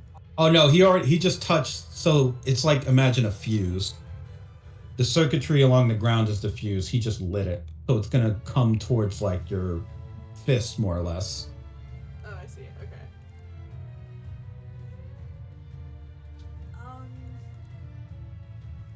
Could she just like stomp into the ground to just break up the material so it's not able to connect? If you were to do that, I'm I mean, you can try it. Okay, you stomp into the ground. There's no counter roll for this. You do succeed in destroying part of the deck, but the circuits just jump over the destruction up your leg, towards your fists, and detonate. The detonation is substantial, to say the least. Because you have molecular control 4, you can sort of keep some of it from happening, but this isn't just a normal explosion. This explosion is using the latent energy within your cells to fuel its own detonation, making them into basically small bombs. So it's not just that you are experiencing an explosion, you're experiencing accelerated cellular death. And basically all the little chemical processes into it are draining the cells around the explosion line to fuel the explosion. Yes, hence the necrotic part of those bodies you found earlier. Your fists kind of like just blow up in these maze-like lines, leaving your hands completely shredded. And it's not easy for you to heal from either. This is like, now you can see how those ultramarines might have had a problem, because like just trying to pull your fingers back together is more difficult than it seems right now. Even with your level of cellular control, like it's just the too much cellular death. Oh man. Alright, starting to see why the burns made things difficult. Ice Peak and Mikey, what is your strategy to enter this fight? Because right now your comrades are dealing with 2 stand users. I would like to split in half into one baby will carry a helmet back to the thing, and the other will make little uppies motions at Mikey. Yeah, I will pick her up. Okay, and the tiny baby says, "Throw me at Laurent." Oh, okay, easy enough. And he'll go to like pitch her back, I guess, by whatever shirt or collar she might have. Well, she'll like straighten her body out and almost form like a spear. Oh, just like a big eel spear. Yes, and if you have like you can put travelers on the end of her if you want. Okay, yeah, I was gonna say she turns herself into a spear shape. I think that helps him out. Okay. But yeah, I guess if you wanna go Red Bull mode and get some wings, he can attach travelers and then just fire you off. Like he's gonna aim like at Laurent's chest. Like if this were a fight and like Laurent was a bad guy, like you're going through him. Well, there's little like demon flower baby, right? Yeah, because he assumes you're trying to either remove Laurent or catch Laurent or get plastered to Laurent. Like I'm going after little flower children, so if you can like aim. Oh, then he'll aim. Yeah, then he'll aim for them. End up hitting Laurent anyway because of the redirect thing. Yeah. Yeah. Okay. But yeah, he'll do that then. I'll help assist her by launching her. Okay, as soon as you make your intent to come towards Laurent, you get launched. The figure that has the kind of orange vanilla body, this humanoid, the very wide smile, turns towards you, and there is a kind of sprinkling of light in the air as it expands this field of influence. It's going to roll. It's not rolling. Maybe this will roll. Okay. You can feel as though this is going to have some effect as you're moving through it. You have, what is your objective here? To take down the demons? Yeah, to start fighting the demons off of him, but yes. That would be difficult. Okay. But I will allow you. What kind of attack would you like to make? I guess slither. Okay, slither. Go ahead and roll slither. And what specifically are you doing with slither? Well, I'm just trying to spear myself through one, using Laurent's pull. Okay. Okay. You spear through Laurent's chest. Okay. One of the demons, I mean, but yes. No, it doesn't matter. You spear through Laurent's chest. Okay, yes. Laurent is speared through the chest, falling forward and croaking in pain. The two demons that are currently not are the two demons that are not fighting you go back to reassembling him and patching up the hole. The orange head demon, just kind of snickers at you and starts like just gently drifting back and forth, basically, as if to taunt you. Do demons feel alive? I would assume yes. Yes, they feel like they possess life. All right.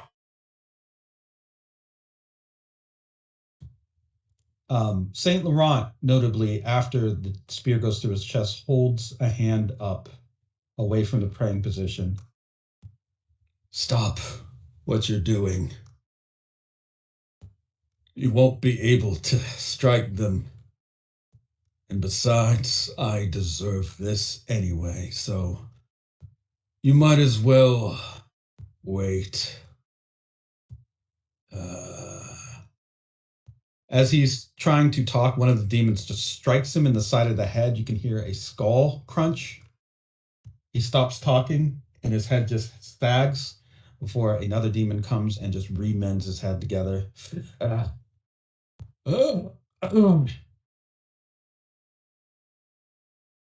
My stand, black hole sun, draws misfortune my way. I thought I was cursed as a child, and I was right. But now I have purpose through Leroy. He convinced these three to help me out, and the other two, they're here to watch and make sure the ritual goes off without a hitch. A way to be useful to the world is more than anyone else can claim from birth. A sort of fate, as it were. Regardless of your feelings on what is occurring, gin blossoms, wallflowers, and kiss from a rose won't allow you to kill me. So like I said, sit there and be patient. The ritual is finishing. He's saying this while a jet of blood is shooting out from the hole in his head.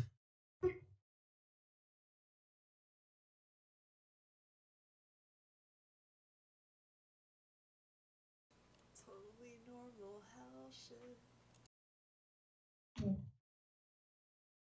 So there are ways to be purified, and you only put scars on the world. He stands up, or rather, two of the demons place their clawed hands under his armpits and lift him up. Look around you, child of the sea. This world is already scarred to pieces, torn apart by the whims and wants of men who live within it. Children of God, so they'd like to believe. They pray and pray and pray. One of the demons reaches back, punches him across the jaw, knocking it off. Another demon goes, picks it up, puts it back on, and applies a sort of green paste, sealing the hinge.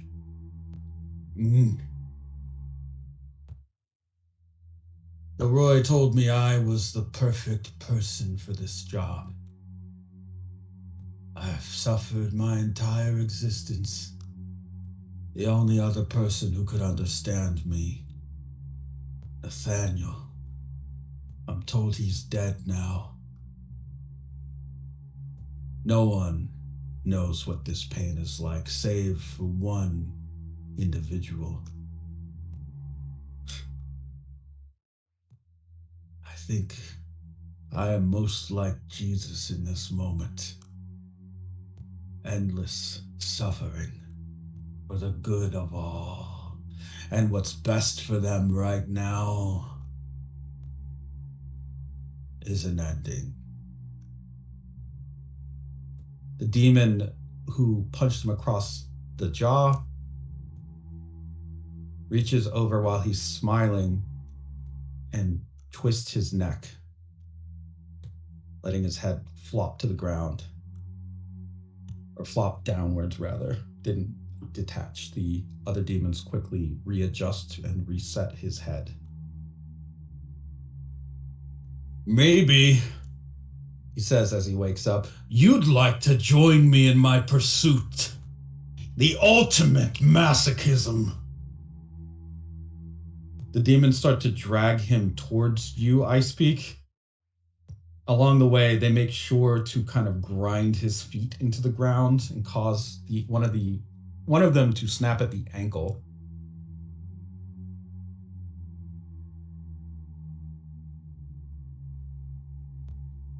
So that is what's happening up there. Mikey, what are you doing? I guess we're splitting up who we're dealing with. So Enya is dealing with Mr. Self-Destruct. Claudia is dealing with Mrs. Motivator. And Icepeak is currently dealing with Saint Laurent. Who would you like to back up or reinforce here? Yeah, I mean, it could be any of them, really. You have a sniper rifle and you have a stand that can provide support.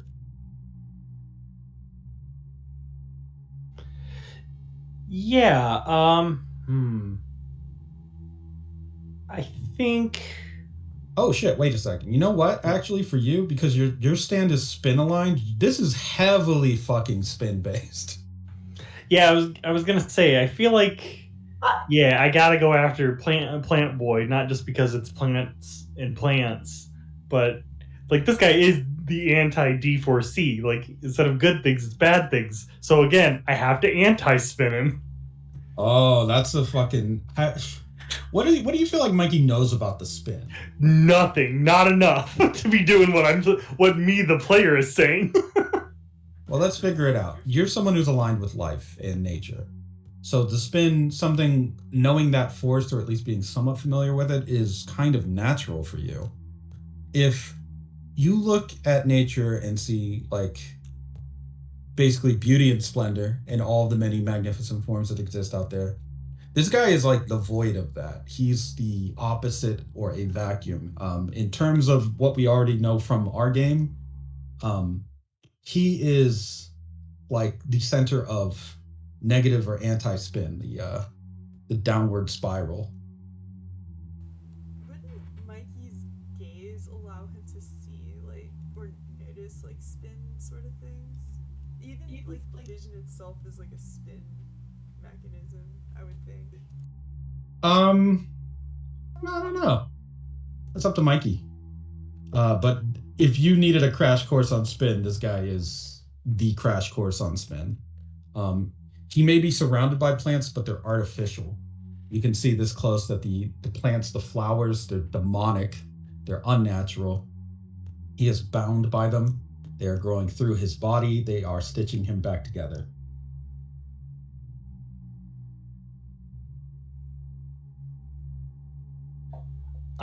Yeah, I mean, if this guy's giving off negative vibes, which I assume he is, I think Mikey would obviously know that. But I guess now more on a so much deeper fundamental level of not just two people, but like in terms of the world. And he knows that he may not know how, but he might try and course correct on this guy, or at least maybe leave him open enough for somebody else to punch him and it not be a weird sex kink. Sure. So yeah, what is it that you'd like? What would you like to do here then? I think if with travelers being part of the delivery of the Ice Peak Spear, I think we're gonna go ahead and try and Trap him. You know what would make things easier for everybody, so you know what you're doing here? I'm going to show you his character sheet. So Okay. you will have a much better idea of what you should maybe do. Saint Laurent should be visible under the 13 Disciples folder. And for funsies, I'll also make Mrs. Motivator and Mr. Self-Destruct visible as well. You've seen some of what you've been affected by their abilities already.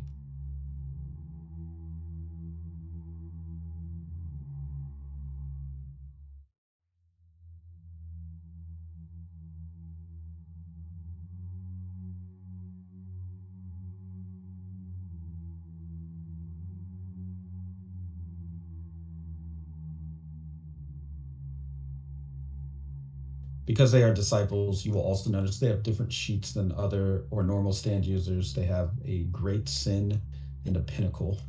It is their greatest achievement and the worst thing they've done.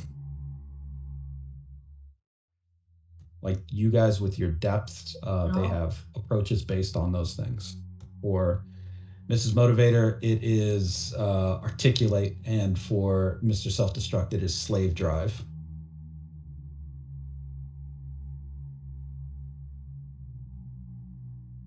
Okay, so I just need to hit him with some power rolls. Or is that for him? For Saint Laurent is, first of all, he's full up on consequences and stress. And as long as he's in that state, he is pretty much empowered. So you can tell that the easiest way to reverse that would actually be to heal him. If you were able to heal him up and protect him from taking further consequences, it's possible this whole thing just stops. Oh, even better then. Yeah, then I guess I won't aim for him. I will use Stuck With You on his little weird demon captors that are his 3 little demon captors, 3 travelers. Let's go. Okay. Also, special addendum to this in only this fight, although if you ever wanted to for some other reason, you can reduce your roll by 2 with a fate point. Because he has his stands, or the demon that's attacking him, Gin Blossom, has a stunt that you can see under his sheet. He rolled -1. Unless you roll -1, you will not succeed if doing anything towards him or his attackers, his tormentors. So you need to roll as low as possible. And yes, I did make this fight. Oops, I guess, yeah. Only good things now. Well, luckily, I'm Mikey De La Cruz, and I don't roll well. and then I put on 4 pairs of sunglasses for each set of eyes. So go ahead and give me a roll. He also, you notice he has a stunt that says if an attack penetrates his defenses, it removes the appropriate amount of stress or consequences.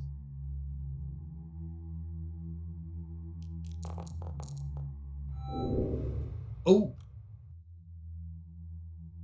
So 1 fate point negative invocation will allow you to get -1 to actually penetrate his defenses.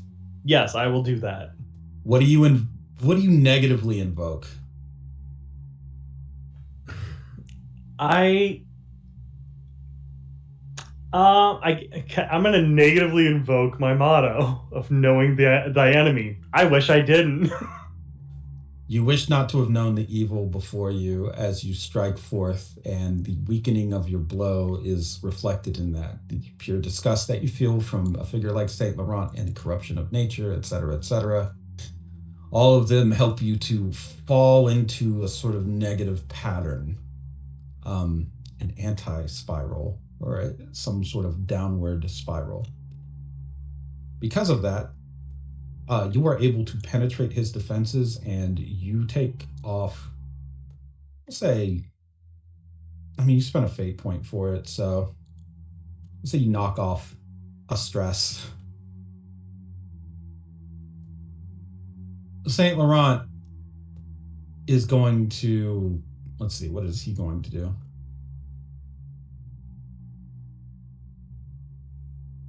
Oh. Let's see if this actually works.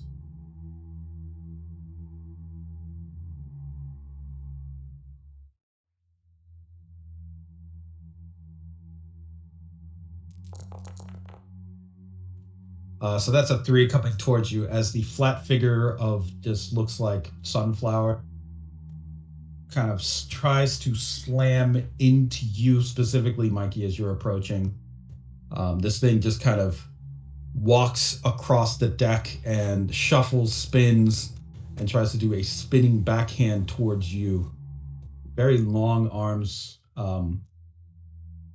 They look like, now that you're this close, you can see they look like children on ropes as its arms. It's just tied at the ankle. It looks like they're spinning. They're statues of children. They're not actually living children, but they're very weird. This thing is just dragging them around like flails.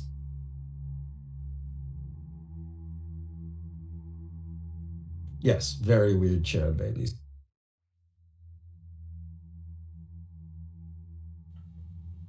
Okay, so do I need to roll to defend against that, or do I just take it because I want to roll lower? You want to roll against that because if it hits Okay. you, it's going to steal fate points from you. Okay, yeah, then I guess I'll do a slick roll because I want to duck out from under that. So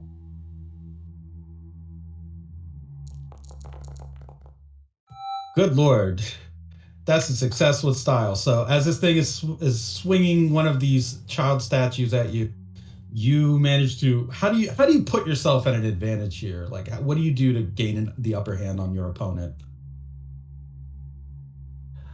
I mean, I think him being covered in vines and this plant life or anti-plant life with these weird little puppet babies,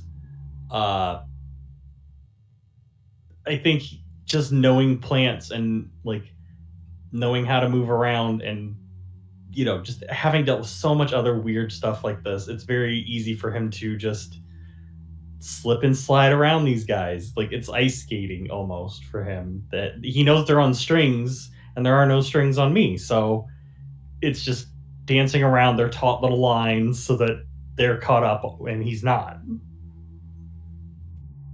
Okay, this guy, now that you're sort of in the groove and you've gained that boost, you notice there are some things about this guy that are a little off, aside from the fact that he's just suffering and being savaged by these demons. Now that that hole in the side of his head is still open, some hair is peeking out a little.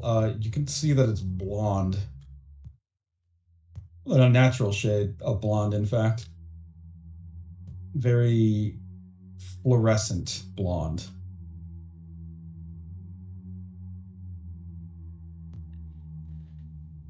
Next turn, Claudia.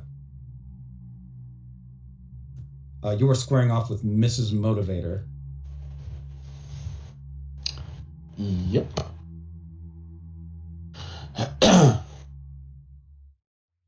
She is currently analyzing you, it looks like, sizing you up. And her stand, which appears behind her, is a figure with flared out shoulders and a full face covering mask that has kiss marks all over its body, similar to her suit design. You can see that there is like one and only one red eye that is looking at you and focusing and refocusing.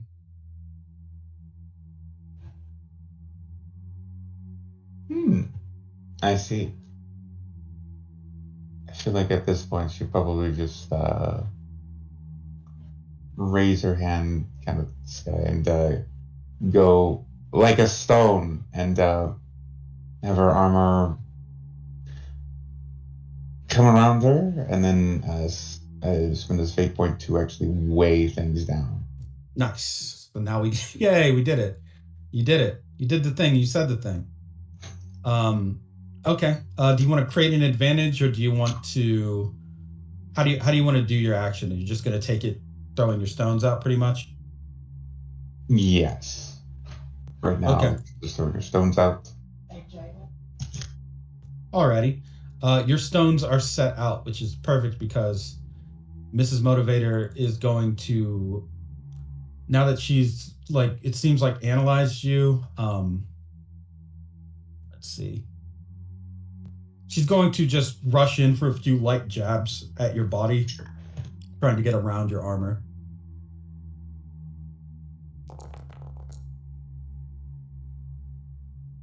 Go ahead and give me a roll. What do you want to do? Durability or speed? I will do speed.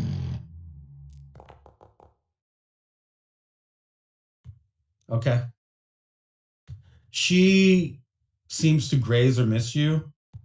But you watch as her stand kind of flickers and just rushes right into you face first.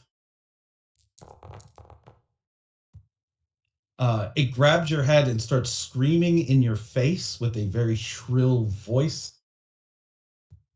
Let's see. She's going to invoke. You didn't think she could hit you, but yes, she can. Mrs. Motivator invokes her motto, yes, you can.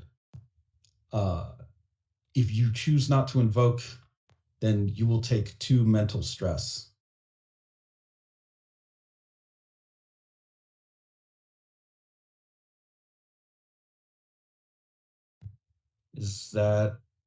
Would you like to invoke, or would you just want to eat the 2 mental stress? I think I could eat the 2 mental stress. Yeah, you're fine. That is her turn. Come upon Enya and Mr. Self-Destruct. Let me just align everybody so you guys know who you're dealing with. Enya, you were dealing with Mr. Self-Destruct. He has typed up on your hands and currently is squaring off with you. Are the hands still covered in circuitry? Because I know that they like blew up. No, the circuitry wasn't printed hard enough to be retained after explosion, so you currently are clean of circuitry.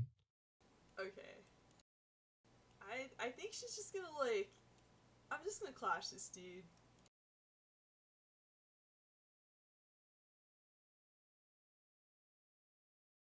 Okay, go for it.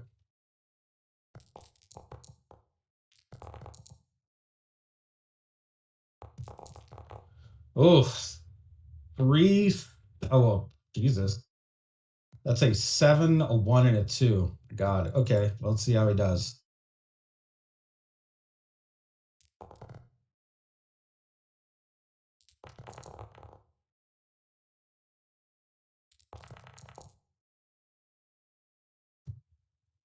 Another tie, actually. Yeah, I'm gonna use my last fate point and boost that. Last. Wait. The middle one. Okay. In that case, you succeed on the clash. What would you like to put on him as a moderate consequence?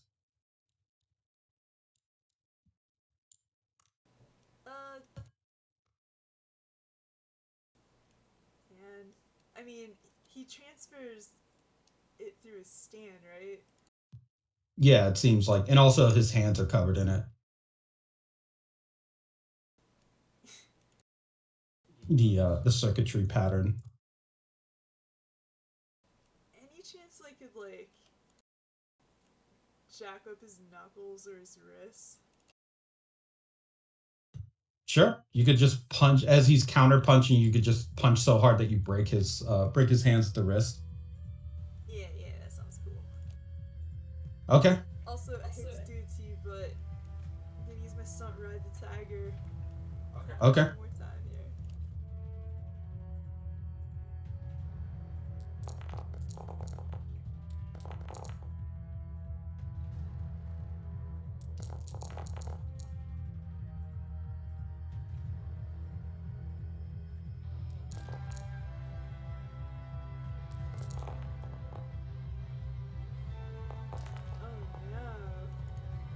a loss. All right. So as you're punching him a second time, just re-emerging, renewing the energy of the clash, he manages to strike you with his elbows and knees this time. Now that his wrists are disabled, so it's just combination blows. You're an experienced fighter. This guy is also an experienced fighter. It seems like he didn't just spend his time in a gym either or a boxing class. He's fighting some very impressive techniques, enough to put several different spots of circuitry on your body. You are printed. Okay. They're all over your, pretty much by your neck, shoulder, one on your side. He's going to pull back after he lays all those on you and just do a spinning back elbow strike centered at your solar plexus. Oof, he's going to invoke his drive to burn the world and sell the ashes. Nobody is going to be able to take him out before he can accomplish his goal. A 4. Give me a durability roll, because at this point you're close enough. Actually, that's going to be a 6. He's invoking that you're printed too. You have no more fate points left, I assume? This is a combat roll, so you can take that as a 2. Either way, he does 4 stress, physical stress to you. All right. You are up next, Ice Peak. What would you like to do? Oh, jeez. And I have to heal this guy in some way, but he's being healed already? Slightly. I mean, Mikey only removed some stress off of him. He still But, has several I mean, he's consequences. being healed by the demons. I don't think Oh, physically yeah, but- healing him would help. His consequences are possessed by demons, tormented by demons, and controlled by demons. So you'll have to help him somehow. Attacking the stands or the demons themselves may help with that if you land a good enough hit. My only idea is to mentally attack him and put my tiny baby hands over his praying hands, and then attempting to pray to Maddie. Dramatic prayer time. Which is really weird for Ice Peak because she's not very religious, but she believes in Maddie, so. Okay, give me a sterilize roll, I suppose. Remember, you want to hit a -1. Negative invoke. Negative invoke? Yeah, what's a negative invocation? It's just something my motto, maybe? Can I? The opposite of that would be humans are not parasites. Yeah. Okay. Because humans are not just parasites that are worthy of destruction. Yeah. The power, you want to use the power of prayer. Yes. Pray. How extreme is this? Is there's speed lines around you as you reach in to pray with him, very dramatically, I suppose. Well, I'm also a very tiny baby, so. Okay. There's a very tiny little baby trying to pray with him. Okay. I like the speed lines. You like what? I Speed like lines? the speed lines, yeah. Trying to lift his spirit. Actually, I would say that. I guess that's a soul stress. Yeah. You remove 1 soul stress from him with this action. Seeing that you guys are adapting quickly to its strategy, the orange and white vanilla humanoid figure with the very bright orange head starts changing the flow of the bright lights around itself. Let's see what it gets this time.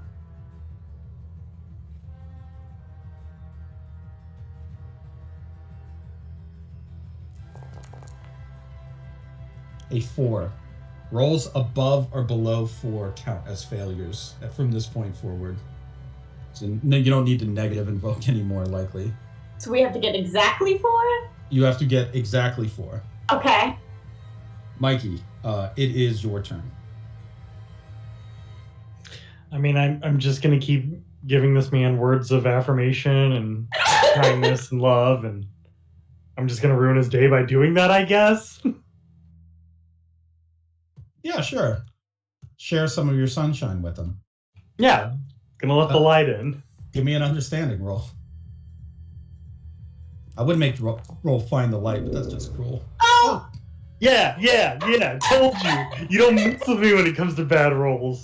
I'm here. No, you have to roll a 4, You have to man. roll exactly a 4 now! It's a Son of a bitch. Well then, I guess we're paying a fate point, aren't we? God damn it. You keep changing the rules. It's not fair. Unfucking believable, dude. It's really unbelievable. Saint Laurent just, you know what? He gives up. He gives you the crown of suffering and leaves. Like, you are clearly. Yeah, Mikey has no understanding of this in the context of the game. This is really Metacontextually. You put a little leaf crown on it, and he's like, "Oh, this is very nice." That gets hit in the face or something. You're gonna reroll, I guess. What are you invoking? I think that I'll use my drive. Okay. Learning everything you can. You need to reach this person before they become some kind of negative karma atom bomb or whatever's happening. So go ahead, re-roll it. Now, the 1. You could succeed with a consequence if you'd like, or a complication. Yeah, that's fine. I'll take the hit to get through.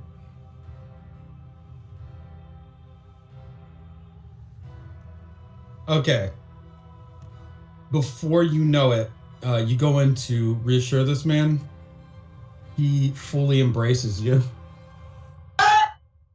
I think he would go to hug back with his big stretchy arms, just wrap around. As he's holding on to you, you can feel the demons clawing at your back now. Yeah, I think there's obviously some pain in that. But Share my burden. okay. I'm gonna get you out of this one way or another. I will give you a compel. It seems that now that you're close enough to him this way, you can learn more about him, but it will cost you a little bit here. You can accept 1 consequence, but you will get a fate point back. Yeah, I'll take that. Okay, you now that he has you this close, he kind of, you can hear a very light, dry chuckle. During the war, World War II, I was in Italy. I met a nice woman in a village near Naples. She was strange and outcast. I loved her, but I had to leave her. Last I heard, they burned her at the stake. I wasn't there to save her. I wonder, should I have been, or was it the way of the world? Was it just fate that she die in such a cruel manner? I was just an American soldier. What did I know? You are burdened by guilt. His burden is your burden. He longs for the woman that died. And you may know somebody from that era whose mother was burned at a stake. So if you take him out, if you take out this man, which you surely will if you heal him up, he will not survive this. You are doing something that may be difficult to explain to a friend.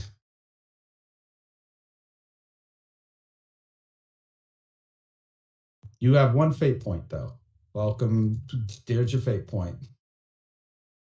You are in this case. This does count as an overchoice kind of problem.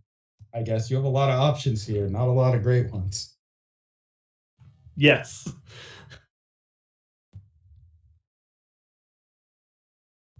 Regardless, this seems to be his reason for wanting to suffer, maybe even.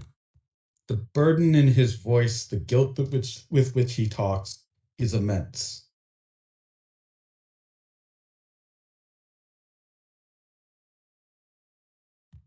Who isn't in the NPC list? Limoncello? Oh, it's because he censored himself. Oh, of course you did. Okay, buddy, stop it.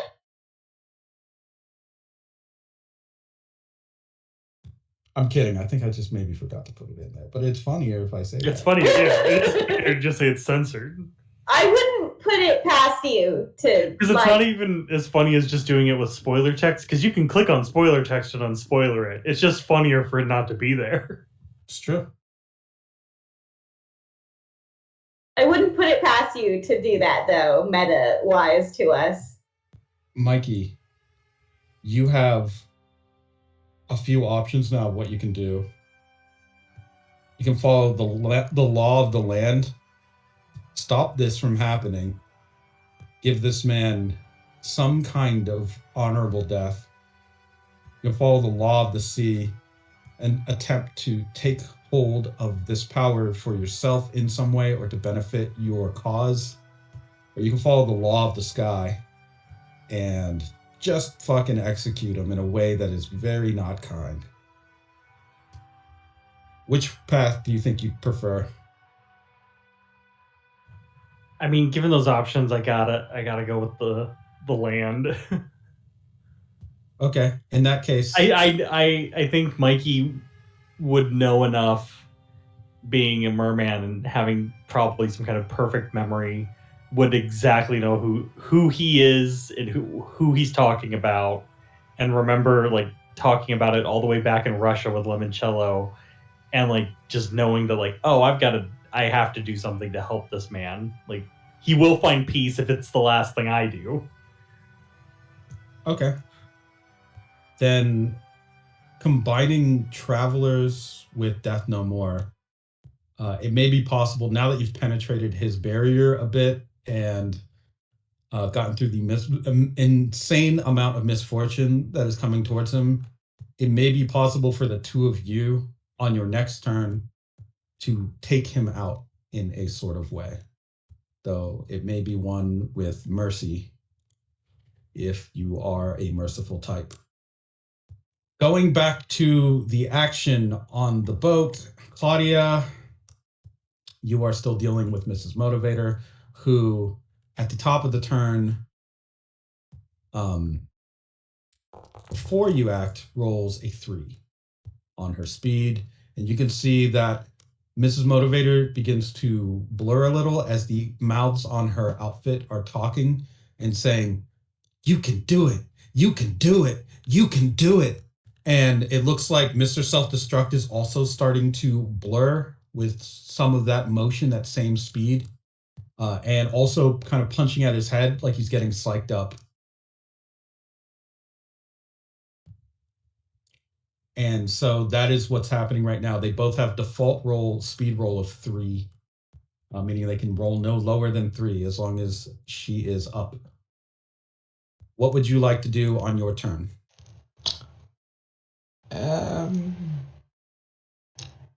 I figure Claudia sees that, thinks a bit of it for a moment, and then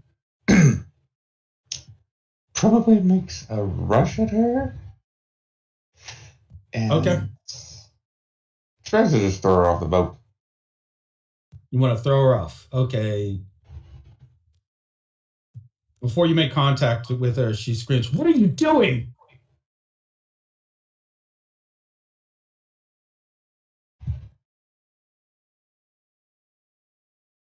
Me? Yeah, she's saying that to you. She's screaming, what are you doing?"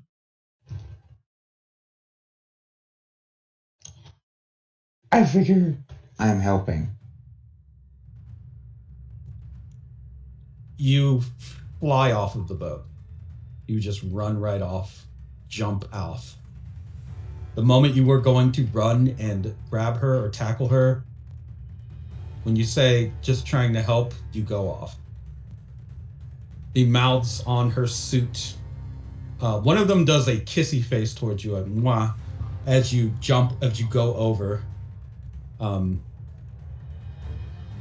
Give me a roll to try and recover yourself before I guess you go into the water, because it is now getting very, very cold. Okay. Oh, what do you want me to? For this, you're going to want to roll durability, likely, so that it's more like, your grip strength, so once you realize what's happening, you are able to hold on. Let's see. Can she overpower that? Probably not.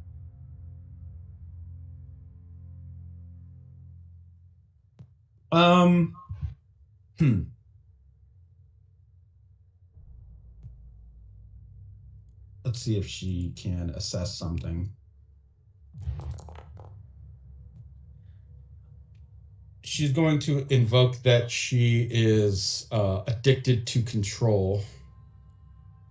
She needs to maintain her motivation here. So she watches you grab the side of the boat, not go into the water. She notices. Is Claudia left-handed or right-handed? I imagine she's both-handed. Mrs. Motivator pushes her glasses up when she sees that you use your left hand first. She seems pleased with herself, like she's accomplished something.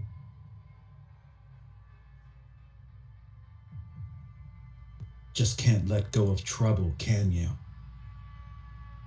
Must be because you were raised in an unfortunate environment that treated you like you were evil.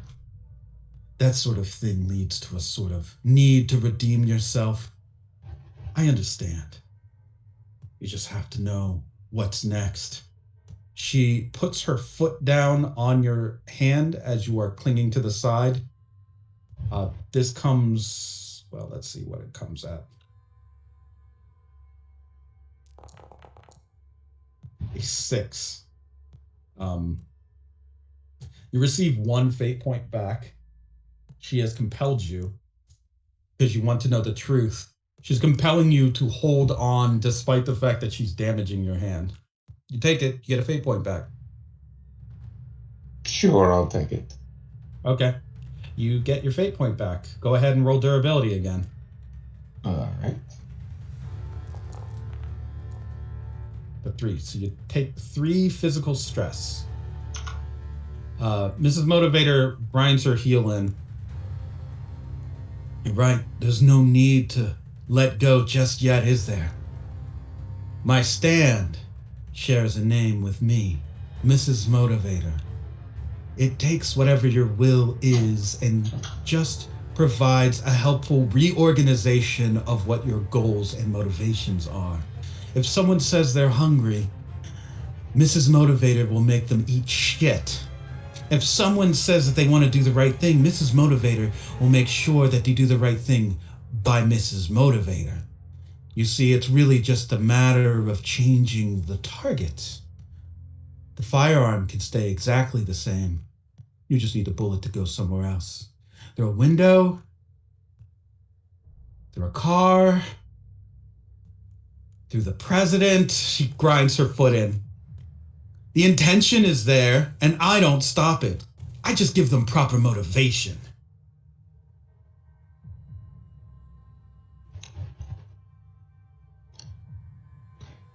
Your motivation kind of sucks. She puts a thumb into her chest. I'll have you know, I helped spike revenue by 666%. on a Friday the 13th. I was born to serve the Antichrist. I'm fairly sure of it. This world is just lacking in proper motivation. The humans that live in it don't know what they're doing or why. Mrs. Motivator can help them figure it out. Even you mermen need a little bit of direction. I hear Daddy's not feeling so well. Boo-hoo. Why don't you just step up? Take the lead. She grinds her heel deeper into the flesh of your hand. Go ahead. We're waiting for it. The acid that washes over this world will leave a nice, clean, unblemished surface, like marble. I'm anticipating great results on this. More real estate than anyone would ever be able to sell. Mrs. Motivator says, yes, you can. She grinds her heel back and forth, really, really digging it into the wound. You are currently there, though, pinned to the rail through a spiked heel. Not hard for you to figure out how to get out of. You have molecular control 4, but we will get back to it. Mr. Self-Destruct, catching up and being sped up, kind of looks at you, Enya, and gets into a boxing stance. Perfect. You know, the last woman I beat to death was someone I paid. I get to do it for free this time. Mwah, chef's kiss. He holds up his fist and clenches it, cracking the knuckles. I paid good money for her, too. I hear she has a sister. Maybe I'll go for a second round as a celebration. You're being awfully friendly. You can honestly keep all that to yourself. This can just be a fight. It's never just a fight between stand users. It's a matter of willpower. Right, of course. So, liquid light is an energy that can go through currents. Yeah, that's true. Any chance I could try to, like, power through the circuitry that's on her to, like, try to short it? That would be... I'm going to count that as a gambit. Something I don't know that we've ever done. Ooh, I don't think we have. Or I think we've talked about it at least because it's something in there, but not something we've done. This is the equivalent of blowing a dude up with like a secret technique or a plan you have. You may need to play or feign like you aren't doing it to throw him off, but it is possible to pull off. And in this case, because you have a very specific ability that would interact with his, we have to look at the rules for a gambit real quick. I'm pretty sure. I think it's the DM sets how difficult the thing is, and then you add that to like the total like rolls and stuff. I forget exactly. So it's just no. I've only ever looked at it. Okay, you pay a fate point to perform a gambit. You have to explain the trick or reversal against your opponent, and then create an advantage using your deceive skill. You don't have that. Your opponent serves as active opposition using their notice, blah, blah, blah, with a bonus determined by the complexity of your gambit. Very simple action would be 0. What you're going for is a pretty hard action. So that would be a 4 shift bonus. That means that they have an extra 4 to get over whatever you roll on yours. This could potentially take him out. So Alright, it's big because I remembered I won the one clash. So this. you're trying to beat a 7 Oh shit. with I'm gonna be cool here and let you use your connect because that is what you're doing, and I am also going to allow you to use tactical assaulter, your stunt, because this is a combat technique. Whoa! You managed to break it. So how do you because if he sees what you're doing, he could potentially just break the circuit before it gets to him. So what do you do to like throw him off so he doesn't sense what you're doing.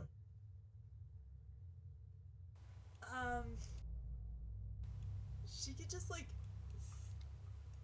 do the shield in front, but like behind the shield, take the sword and just be like jamming it all through her body. Oof. To attack the printed sections.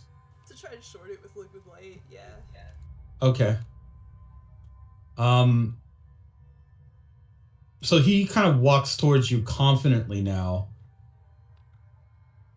He is going to take a swing at you. Oof. I'm gonna re-roll that. But he's going to invoke that he is... Oh, his motto. Yeah, he screams it as he rushes in with a forward overhead punch. You're on my time now! A 6.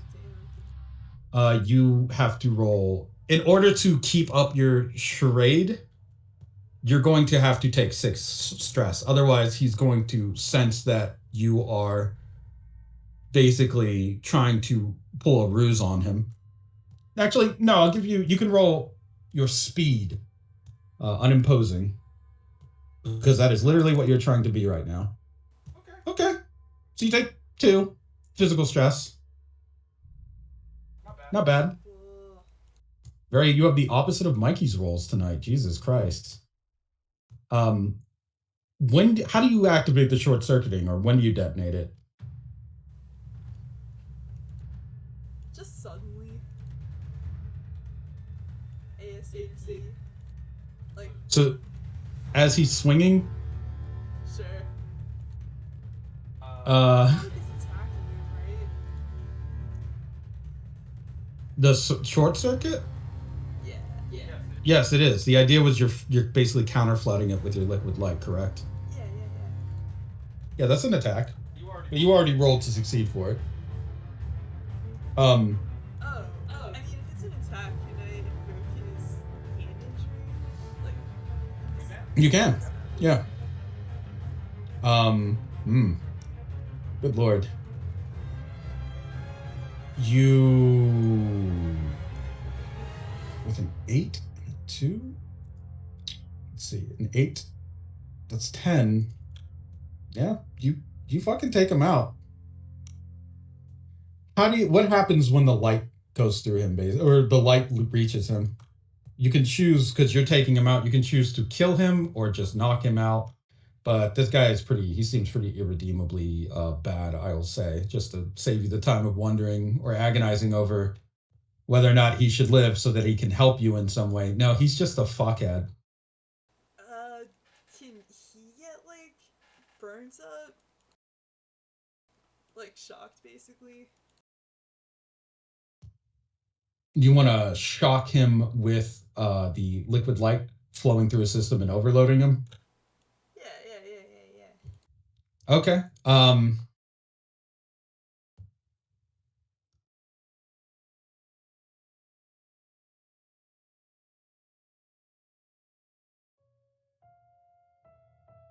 He rushes past you with a punch.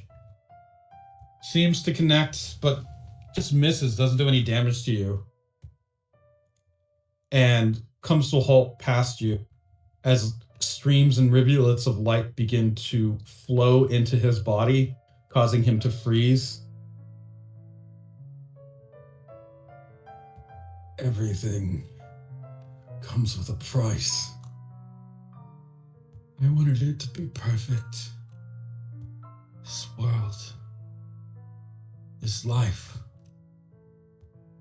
and the death that comes with it. He drops to his knees as light begins to pour into his eyes, and he tries to throw his head back and scream something, but can't, as light fills the circuitry print that covers his whole body. Now you can see it. And the stand with him, also reaches back and screams towards the sky as both of them, side by side, mirrored, explode with a great flash, blowing out just all sorts of different vital components within them, burning them away, and leaving nothing but a smoking husk. The stand fades and the body falls backwards.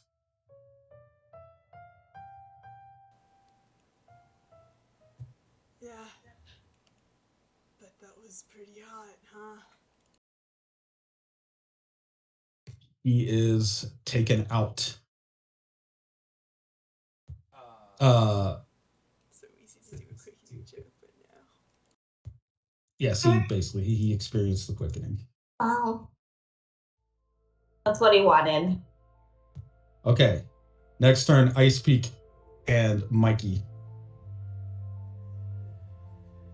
You have pretty much gotten this guy, Saint Laurent. He currently has you in his grip, Mikey, but you have bypassed his defenses, and it looks like the demons are going to quickly start attacking if you guys don't take action fast enough. So I'm going to let the two of you coordinate how you want to do this, and then we'll resolve it with rolls. I mean, we gotta bring a ghost back, right? I speak. Oh, well, I need a piece of her in order to bring. Is that what we want? A ghost of her? Oh, Saint Laurent's a man. Oh, There's a typo. yeah. So he's got a wife, right? But I don't have a piece of. Is that what you're implying, Mikey? I'm sorry. Yes, his lady love, and I assume he's alive, so we can't bring him back. I need a piece of her. Do you have a piece of his son, though? I'm trying to think if I have a piece of limoncello. I don't know if I have it written down because our sheets got erased, but I know at one point I did have his gunpowder as evidence. Because he burned up some of our actual evidence, so I kept it. It's true. Is there any of his DNA? Is any of his DNA left in there? No, why would there be? I don't know. Just fit in there. I don't know. Just bring it. Yeah, just force his stand. Yeah, to show up without him. Oh, you do have something that may have the tracest amount of his sweat or finger oil on it, which would be the letter he dropped one time while he was drunk. That was heavily censored. Well, if you give that to her, she might be able to make it at least make the words of him, like him talking, maybe. Yeah. Then I guess can I create an advantage for her by, I guess in this weird embrace with this man, he would just kind of swivel his head, to Ice Peak, kind of, in a supernatural sense, because it shouldn't turn that far, and he'll just go, "Get in my bag there. There's a letter. Can you get that?" She'll just fully dive into your bag. Yeah, could you use it? You use it. And he does a wink with his eyes through his hair, and he'll just assume you get it. All right, you need to roll a precision roll for this, Mikey. Yeah, I was gonna say that's an understanding roll, 100%. Okay. With a 1, let me see what he rolled. You succeed. Ice Peak, you're looking to roll a 1. Okay. So you're going to either want to use leech or power, I'm sure. As long as you explain how you're doing this, I will allow it. I'm going to use sterilize to softly summon up any tears or anything left on this letter, and softly start almost in a prayer, though you can kind of hear the chant of limoncello kind of copying her voice until he starts speaking in words of his own. Okay. Give me a leech roll. Oh, leech or I was saying sterilize. Oh, sterilize. I'm sorry. Go ahead and roll sterilize. Oof. Do you have any fate points left? I have 1 left. Okay. A negative invocation will allow you to reach the 1 that is the current barrier of doing anything here. I'm gonna invoke my trouble, which is life leech, which is from her survivor's guilt, which this guy has in spades. Oh, he sure does. So, using my own horrors I have seen, I only wish this man the best, and I tried to produce that in my prayer. Combination of your manifestation of dead cells and your ability to clone or create holograms. Limoncello is kind of both alive and dead. He, unlike some of the others, exists in a strange twilight between the world of the living and the world of the dead. And because of that, your cells, your holographic cells actually react a little bit better with them than they would with the living. Recognizing the touch of the owner, at least through the cells, the letters censorship lifts off as a sort of ephemeral limoncello emerges from, well, first thing that happens is the letter starts to burn, and from the smoke appears the visage of limoncello, who's sitting, it seems, down on a smoky desk and writing this. He says out loud as he's writing it, "Dear Detective De La Cruz, it has been a lot of fun getting to know you. I wish there was somebody like you back when I was fighting against the fascists. Unfortunately, maybe though it is for the best that you weren't there. The amount of betrayals, the pain that I have caused would surely be something you would suffer as well. I do this for my mother. Gloria lives on, and I, her son, Limoncello, will keep burning these bastards for as long as I can. However I die, my friend, I know there will be some heartache there, and I may even seem a traitor. But to the cause of Earth, and for the love of people, I think I remain true no matter what. I think you are the same way. Some plants are poisonous, and some provide life and shade from a harsh sun. My mother, she was the most beautiful flower I had ever known. I will miss her, and you. But perhaps I will see her again when you read this letter. Don't cry when you read this. You'll look silly. You have too many eyes, so that's like a lot of tears. That's a joke, and not a very good one. If there's a heaven, then I may get in trouble with some people for saying this, but I hope that you and your kind reach it. Your friend, Lazaro Limoncello." The smoky figure disperses, and the letter falls to the ground, burning. The demons stomp on the ashes, pushing them away, and trying to pull Saint Laurent away from you, Mikey. Away from you, I speak. He throws them off of himself.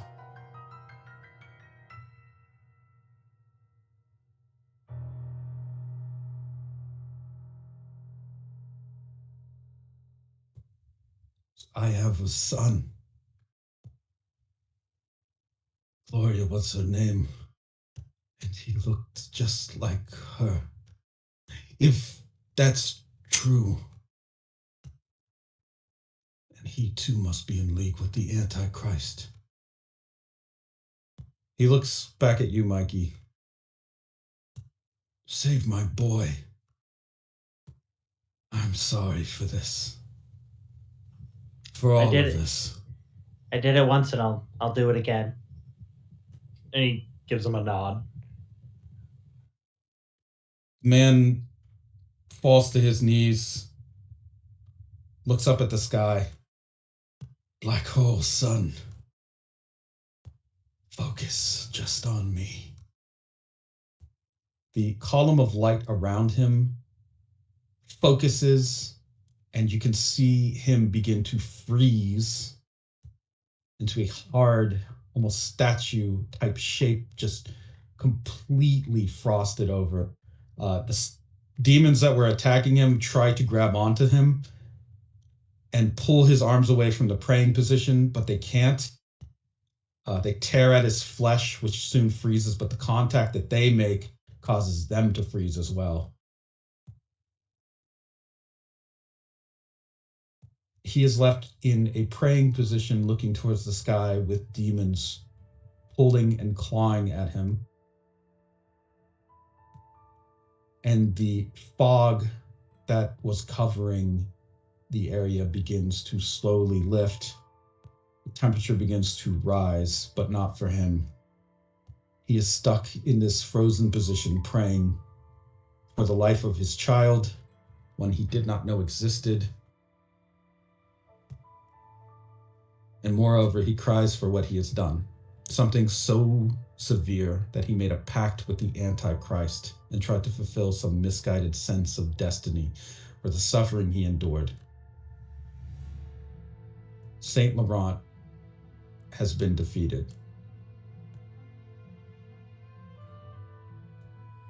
That leaves one and only one enemy still on the field.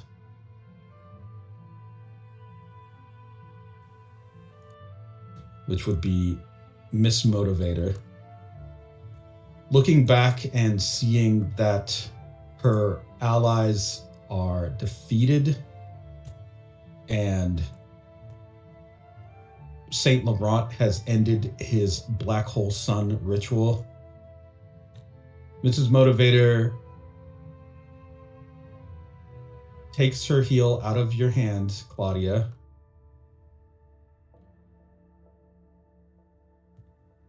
Stumbles backwards. You have a turn now. You have an action, Claudia. She will slowly get up and go, see, look at what your motivation has done. A man burdened is now frozen, and your pal over there is dead. What matters those 666% revenue profits when they are all just sand in your hands now? Her face twists into a pained expression.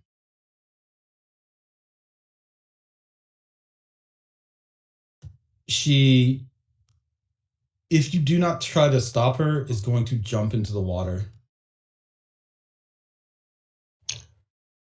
I feel like Claudia would probably try to stop her. Okay, you're going to have to beat this roll. -1. Okay. Speed. Can you beat that -1? Yes, speed.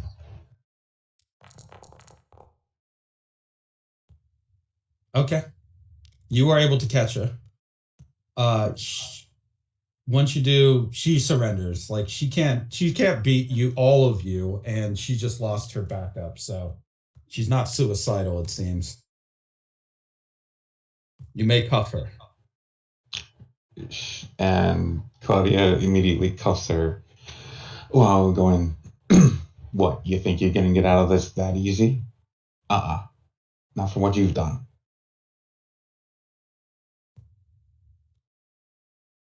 She, reluctantly being handcuffed, has no choice but to go along if you are planning to arrest her. She doesn't seem to want to talk much because she's lost her motivation.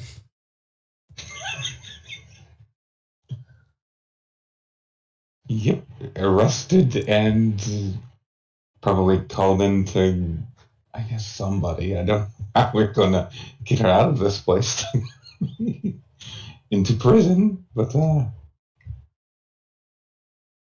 guess we'll figure it out.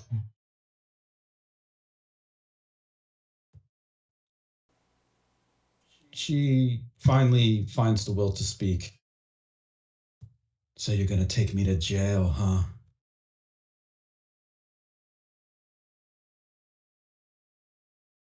I mean, what else is there, huh? Someone like you know, She smiles. No, don't talk to her. Hell. You whip your pistol out and shoot her in the head. Without realizing it, her stand motivated you to shoot her. And the gunshot goes right through right between the eyes. She just falls backwards.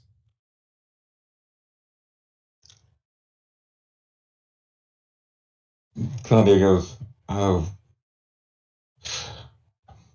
man, I feel like this is gonna be bad. She looks at her. It feels like something a corrupt cop would do. Crap. It wasn't cop-assisted suicide, so... Actually, it technically was the most cop assisted suicide. Yeah, the possible. most There's no lesser. She forced you into shooting her, yeah. I feel like that is the most. Yes. I saw it, you're fine. It doesn't Well, feel not just this weird that good. you're... We all saw it. She told her she needed to do it, and she did it because of her stand, right? Right. The implication that her stand caused. It was the Oh. Now that the eclipse begins to fade away with Black Hole Sun no longer active, the sun shines down on the icy statue of Saint Laurent, but doesn't seem to melt it. And the ship itself, the Humbling River, begins to fall apart beneath your feet. It's just starting to come apart in sections.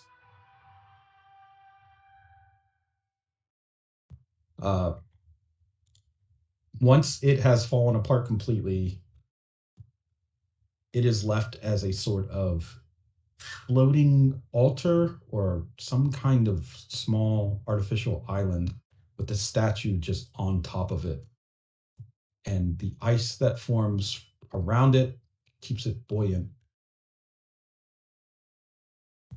The statue feels like it should be here, but you can take it with you if you'd like.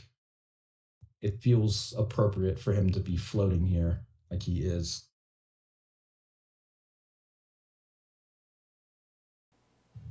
Yeah, if something finally feels right with him, I don't think Mikey would disturb it. Plus, it feels like it would be weird to just try and track down Limoncello and be like, "Hey, I found here's your dad's statue," and just like chunk and just leave it on the outside his apartment or whatever. It was ice to meet your dad. He seemed like a cool guy. Anyway, and then I Yeah. skate away. He's just chill. Yeah, he is pretty chill. I know he's been giving you the cold shoulder for a couple centuries, but and again, just slimy feet just slide away. With the defeat of 3, technically, of the Antichrist disciples, Zone 7 is contained.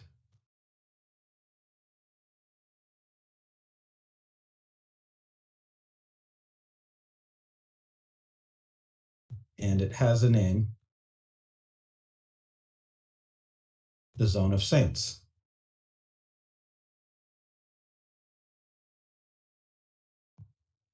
What was Zone 5's name? That was the Zone of Traitors.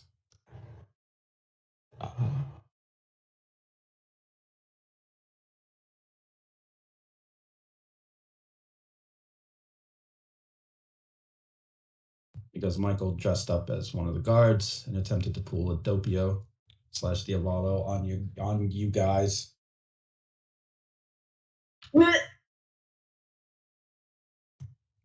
I would assume that you move the boat to Zone 8 after you get Helmet onto the ship. The systems will start working again now that they're not getting that weird interference from Black Hole Sun. Yeah, yeah. Yeah, Tiny Ice Peak arrived with Helmet first, and then we arrived later. All right. You have, I think at this point, lost something along the lines of 30 Rivers operatives? Easily, yeah. Untold amounts of Ultramarines, because there's more when you're traveling. It looks like they tried to get out of the fog wall, couldn't. Oh, And got caught and trapped. sorry, buds. Quite a few Ultramarines. Zone 8. There are more Ultramarines. Some of them were attempting to get through the fog wall, and they were surprised when it comes down. They seem to be peaceful, I'll say, to you guys. These are allies, but they do have very strange ways about them. They're very quiet, first of all. They just kind of watch you in almost an eerie manner. Once your ship goes through, and when they do not see their allies or comrades, you can tell that they begin to. Some of them are praying, some are giving salutes. They seem to know just inherently that their friends are dead, whoever was trapped in there. So they just kind of quietly float in the water, saluting towards Zone 7. Not all of them, though, because a big group of them are containing and fighting what looks like a sea serpent, but is revealed upon closer inspection to be Boom Boom. It seems like they have subdued him, but Boom Boom is putting up quite a fight, trying to constrict and throw all of them around. One of the Ultramarines boards your ship without asking. He just kind of flies up out of the water, lands, and starts striding towards your group. If you are on the deck anyway. Yeah, alright. Obviously Amy's gonna jump in front.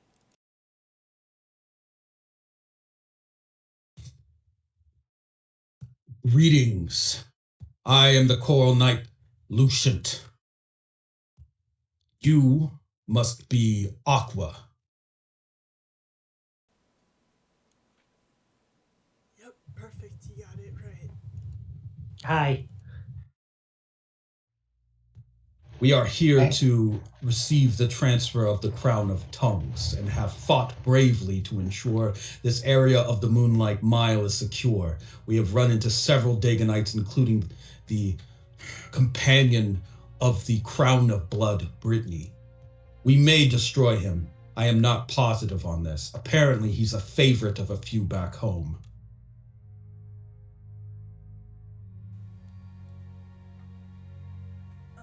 Alright. There's a Favorites? verify. Like, That he's who he says he is? yeah. Yeah, you can see he's decorated with the very familiar to you regalia of the Ultramarines, including a few medals made out of a silvery material, looks like an alloy made with coral steel and other metals.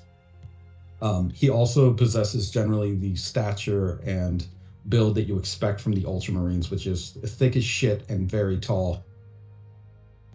These boys are kind of universally, they're built very much like you, more or less. You maybe Enya could have been an Ultramarine in a different life. Alright, yeah, he's this way. Before you turn to leave, he stops you, put with a hand on your shoulder. Don't I know you from somewhere? You look familiar. You might, but doubtful. The face may change, but the spirit remains the same. Ultramarines live by that sort of philosophy. I can tell you're hiding who you are, but you're close enough to home. So don't be as much of a stranger to Atlantis as you pretend. I won't ask why. I won't ask why it is that you maybe have a different name, a different look.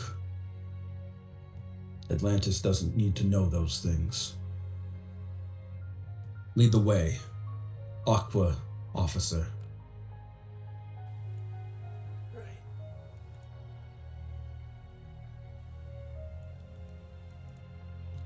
You're gonna lead him to the containment? Yeah, and I assume everyone else is also. Yeah, I think we'll go with just in case. We've already had somebody who wasn't who they say they were try to break in on Danny, so may as well get ready for a second. The Ultramarine does not seem to mind in the least. If you lead him to the containment cell with Danny, Danny is currently just a tongue parasite, one of those tongue louses in a canister with very, very thick shielding around it. You will hand that off, I assume, to the Ultramarine. He just holds his hands out waiting for someone to give it to him. He doesn't want to reach for it himself. Alright, yeah, that'll be Anya then. Okay, you make the handoff. Ultramarine takes the canister. You know, back home, Danny was just a politician, someone who advocated for the rights of his people and his faith. And he was very good at his job. Many people came to trust the crowns because of the work that he did, never realizing, of course, that he was trying to play his own game, both with us and the outside world. He holds up the canister and looks in on the louse inside. Even now, I wonder if we'll be able to contain his sentiments, his essence. Atlantis is troubled politically. Returning Danny to the city, even in confinement, could start trouble. Dagonite elements could see it as a sort of rallying point to free their leader. Which means the Ultramarines will have to be on high alert. Still, fitting that he be captured outside of Atlantis in the great world where there are countless risks for us. He hands the canister to two more Ultramarines that have showed up. They receive it and begin to escort it outside. Truthfully, it seems like a lot of things are coming to some sort of critical mass, so Atlantis isn't immune from the world.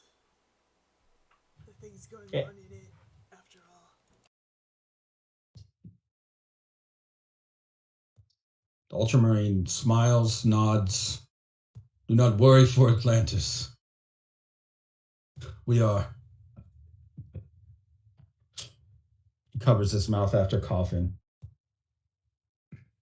Fine. The rest of you then should return home. Wait. Well, why didn't that seem to have the effect here? I will tell you the truth without much convincing. We are currently dealing with a plague. Something has stricken the citizens of Atlantis. The security that we're using to bolster the outside is as much to contain it and quarantine it as it is to protect our citizens. We do not wish the outside world to know of this because it could make us seem weak, and the NWO may strike, seeking to take away our ability to govern ourselves and likely harvest our coral steel. We tried to keep it under wraps, but it's not going to be for very much longer. We can't keep pretending. Capturing Danny is an important part of maintaining our internal integrity, of course.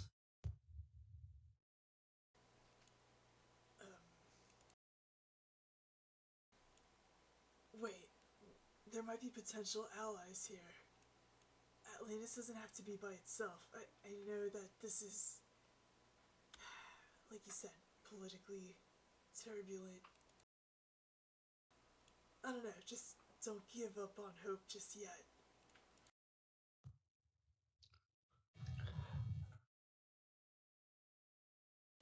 Brothers and sisters, the humans may wish to work with you, and they may tolerate you, and they may even support your efforts. We have learned firsthand what they do to our kind, and when they see what riches we possess, how they pull us to pieces and consume us and our wealth and power to use as their own. And they have never been greedier or more gluttonous than now, when the NWO is just the biggest system to really appear on this planet, the largest government with the widest span. If it sees weakness here, it would try to eat Atlantis alive. So, allies, then, against the whole world. Atlantis will become something like a spike for the giant to step on if they decide they wish to do that. And I can assure you, even the Daganites would rise up to fight with us. Allies. Against the world. The story seems familiar.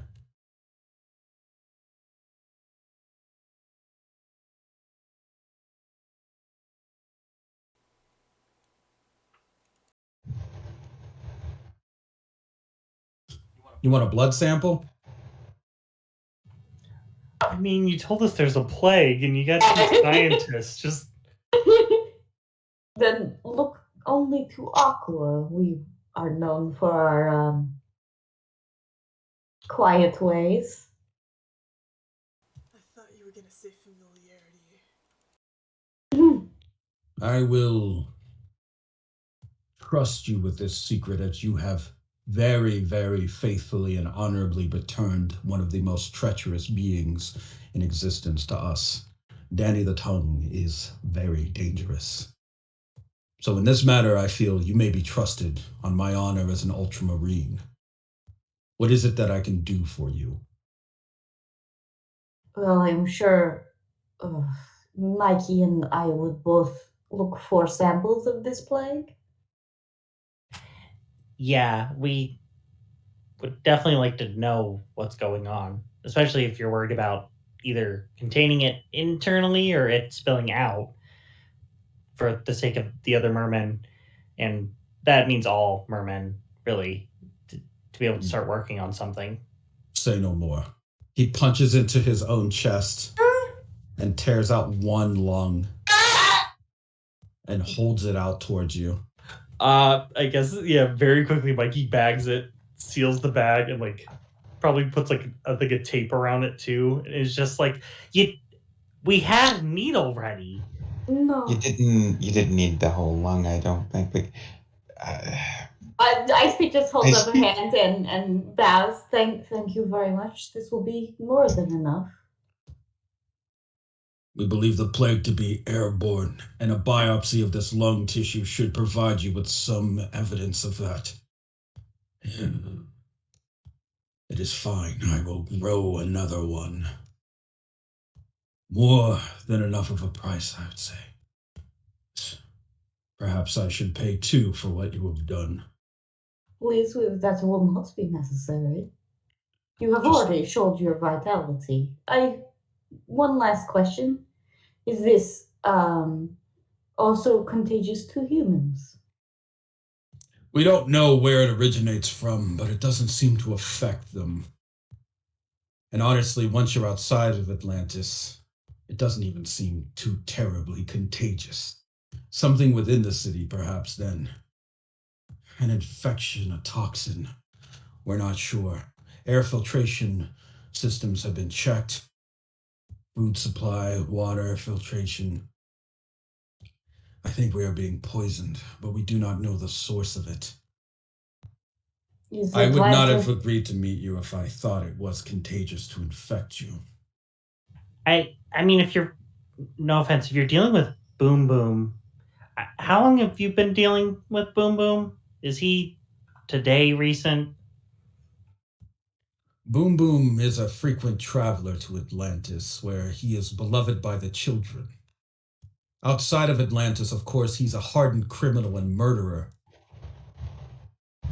Right.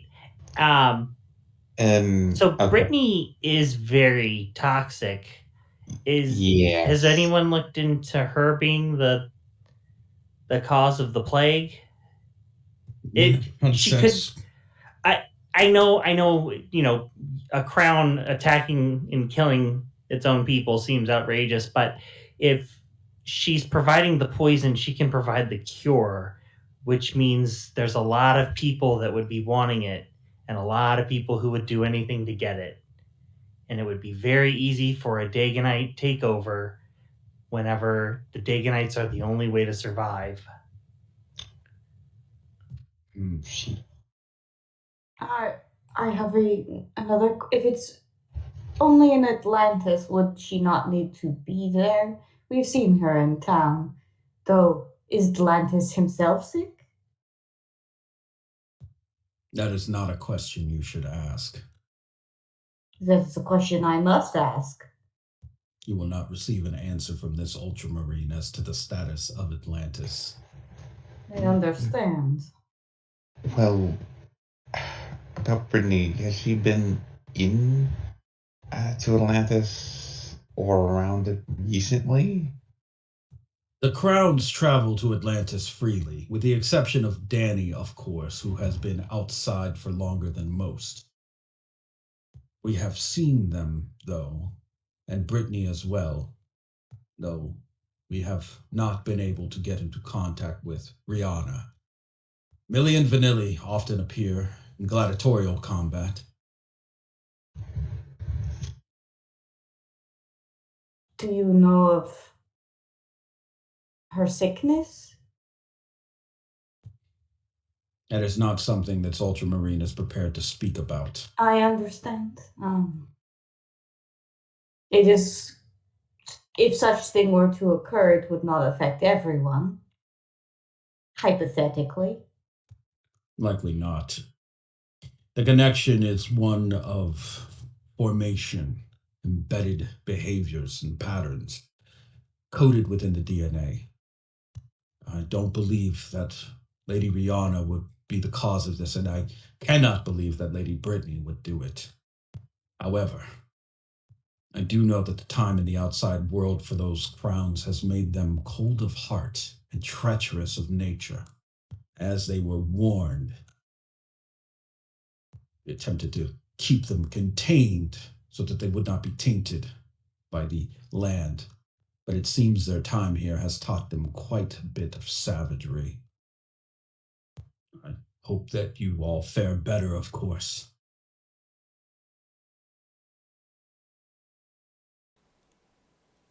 Yeah, the human worlds are some.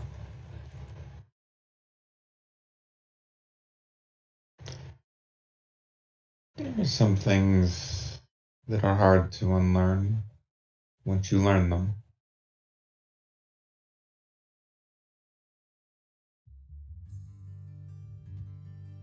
Lucent he seems like he tries to understand. He just nods his head and offers a salute, the hole in his chest sealing shut. as he brings his fist up towards it. I will keep your information and your theories in mind as I return to Atlantis with Danny. We Ultramarines will do our best to protect Atlantis and everything that goes into keeping our people alive. But we do not venture far from the city. If you ever are in need of support on the sea, then Atlantis may send us. And if I am lucky, perhaps I will be alive to be there. But one never knows in such a line of work. We Ultramarines are the first line. With that, I must wish you well and for a safe journey home.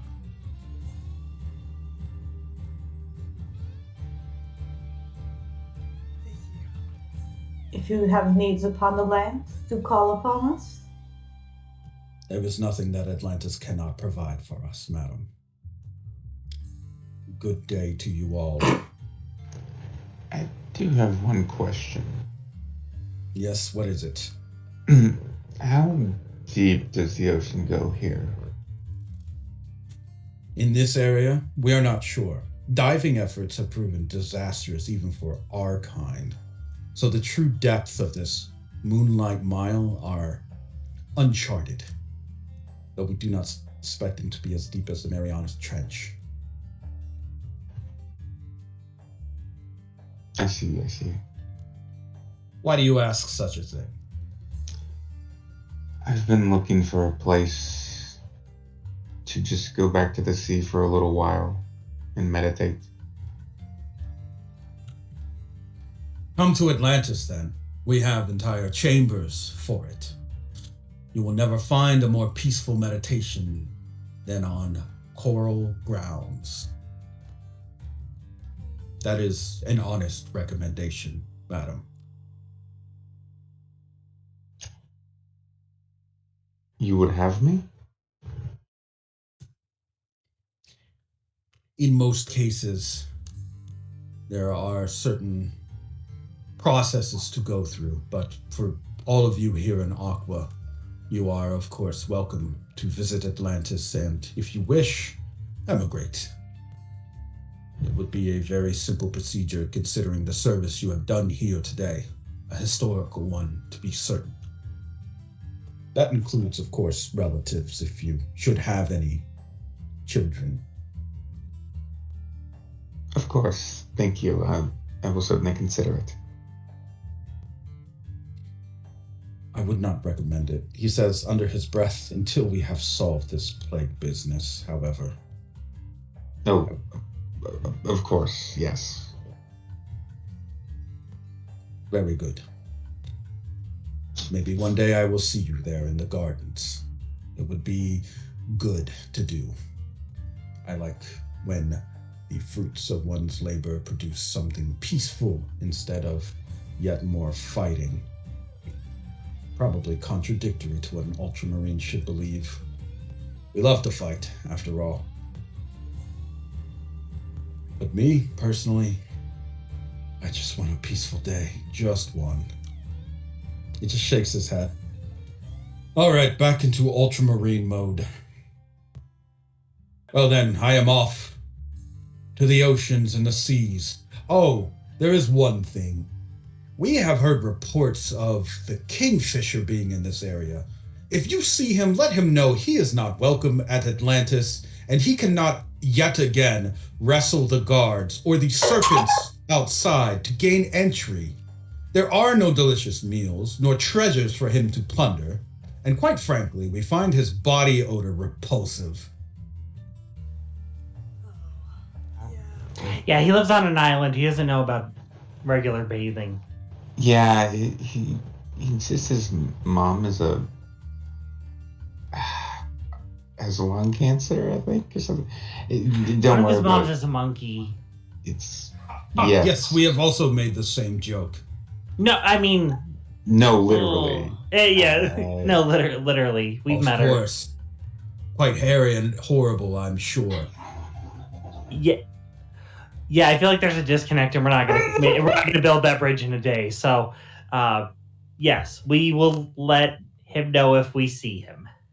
Yes, we'll make sure he gets the message. Although, no promises that it will do anything to curb his behavior. Very good then. If we have to see him again, we may be forced to use lethal measures. Oh, We can forgive the first 2 trespasses, but the third, that could be his life. I assure you, he is harmless. Tell that to the guards he beat up. Relatively harm. Look, just have you I assume you've tried to explain it to him. So maybe just try your best to not kill him the next time, and send him back home with a note that it really is for fish people, for us only. I think he doesn't understand. Now, the Ultramarine is scared of little humans. Nonsense. The only thing that ape understands is violence. And I'll make sure to personally deliver it to him next time I see him. I don't know why anybody would even try to defend him. The Ultramarine goes to leave. He's ugly as sin anyway. Oh. Ultramarine gives one last salute and then walks off. Apparently a little bit annoyed now that he's thinking of Kingfisher. I know Mikey would definitely salute him back. And then, like, once Mikey knows he's out of earshot, like, true merman earshot would just go, do they have a thing? What is that? He was really on that ugly, like, trying to, like, dog Kingfisher. I don't know. I mean, I understand getting mad about getting beat up by a human, I guess, but, like... I would suppose their ideal beauty is one of more mermaid stature.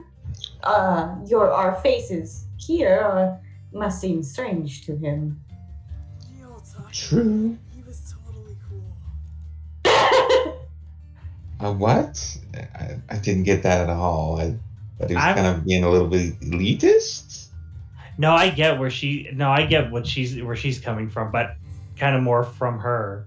Did you ever try to become an Ultramarine, or I don't know what the like structuring of Atlantis is like when it comes to like cops, and like when he says cops, I guess his eyes kind of narrow because he's not even sure if cop is the word that they would use there. Secret police in my case, and no, I never aspired to be an Ultramarine. You've got the muscles for it.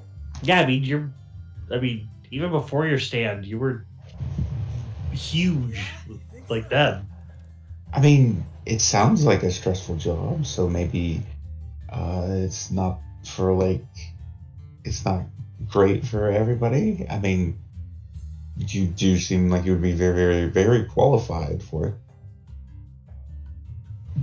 Did you guys miss me? Oh, I mean, yeah, totally. Immensely. Duh. Yeah, I like where I am right now. But thanks, that's definitely a compliment. Some of the Rivers operatives that have been here for the handoff, you see that they're holding pieces of paper, just kind of scratching their head. Yes? Yeah, one of them brings it over to you, I speak, and then holds it up. It's a wanted poster for Kingfisher. Yeah. With like the face on it is very ugly. Poorly drawn. Yeah, it's actually very beautifully drawn. It's just a He hideous just made him visage. ugly. Yeah, they made him very, very ugly. Like he has a very long, gnarled nose. He's got like his teeth are crooked. There's warts all over his face and such. I think I see. I think they're jealous. I think They do not expect a human to best them. A bit Yeah, of jealousy, a little bit of pride, being hurt. Nonetheless, we should likely stop him before there is a war over it. Oh yeah, definitely. We need to tell him not and can help it. Which I don't know how effective that'll be, but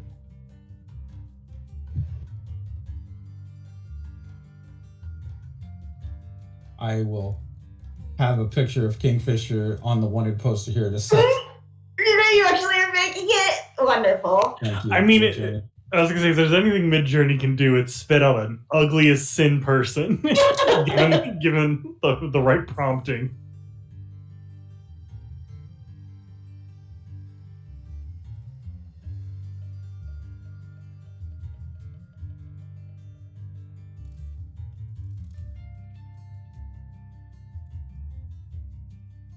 Yes, with the power of Midjourney, you can see the image.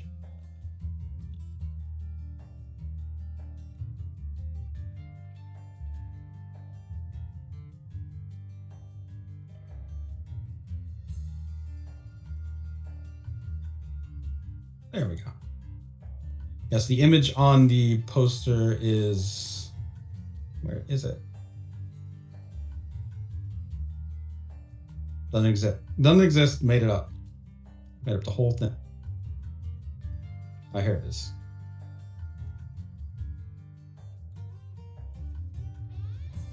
Oh, look at him. Why? Why is it so bad? Why would they do this? It's somehow both worse and better than what I thought.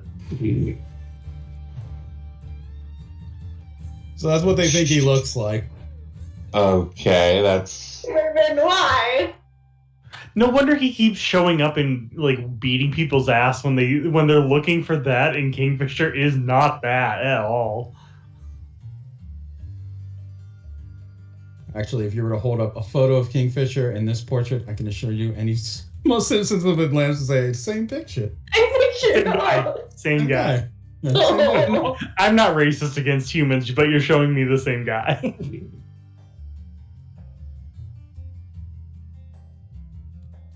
For now, though, your group has successfully transferred Danny to Atlantean authorities. They will take him back.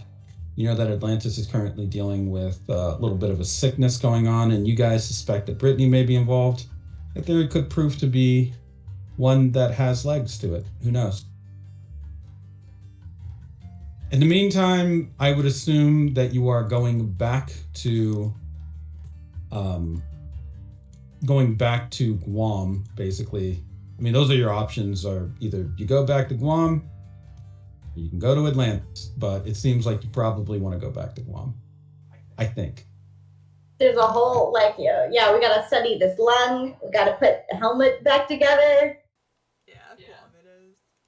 Yeah. You've got a lot to do in your home city. Atlantis is not defenseless. They will do what they can about their own problems as they can.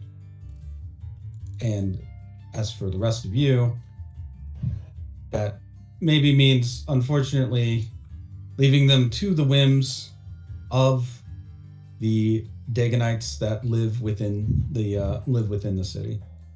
Well, they seem like they're just being good people there, I guess. Yeah, most of them are relatively, in comparison. If the Ultramarine is to be believed, then even Boom Boom plays with kids and such. I'm like, what?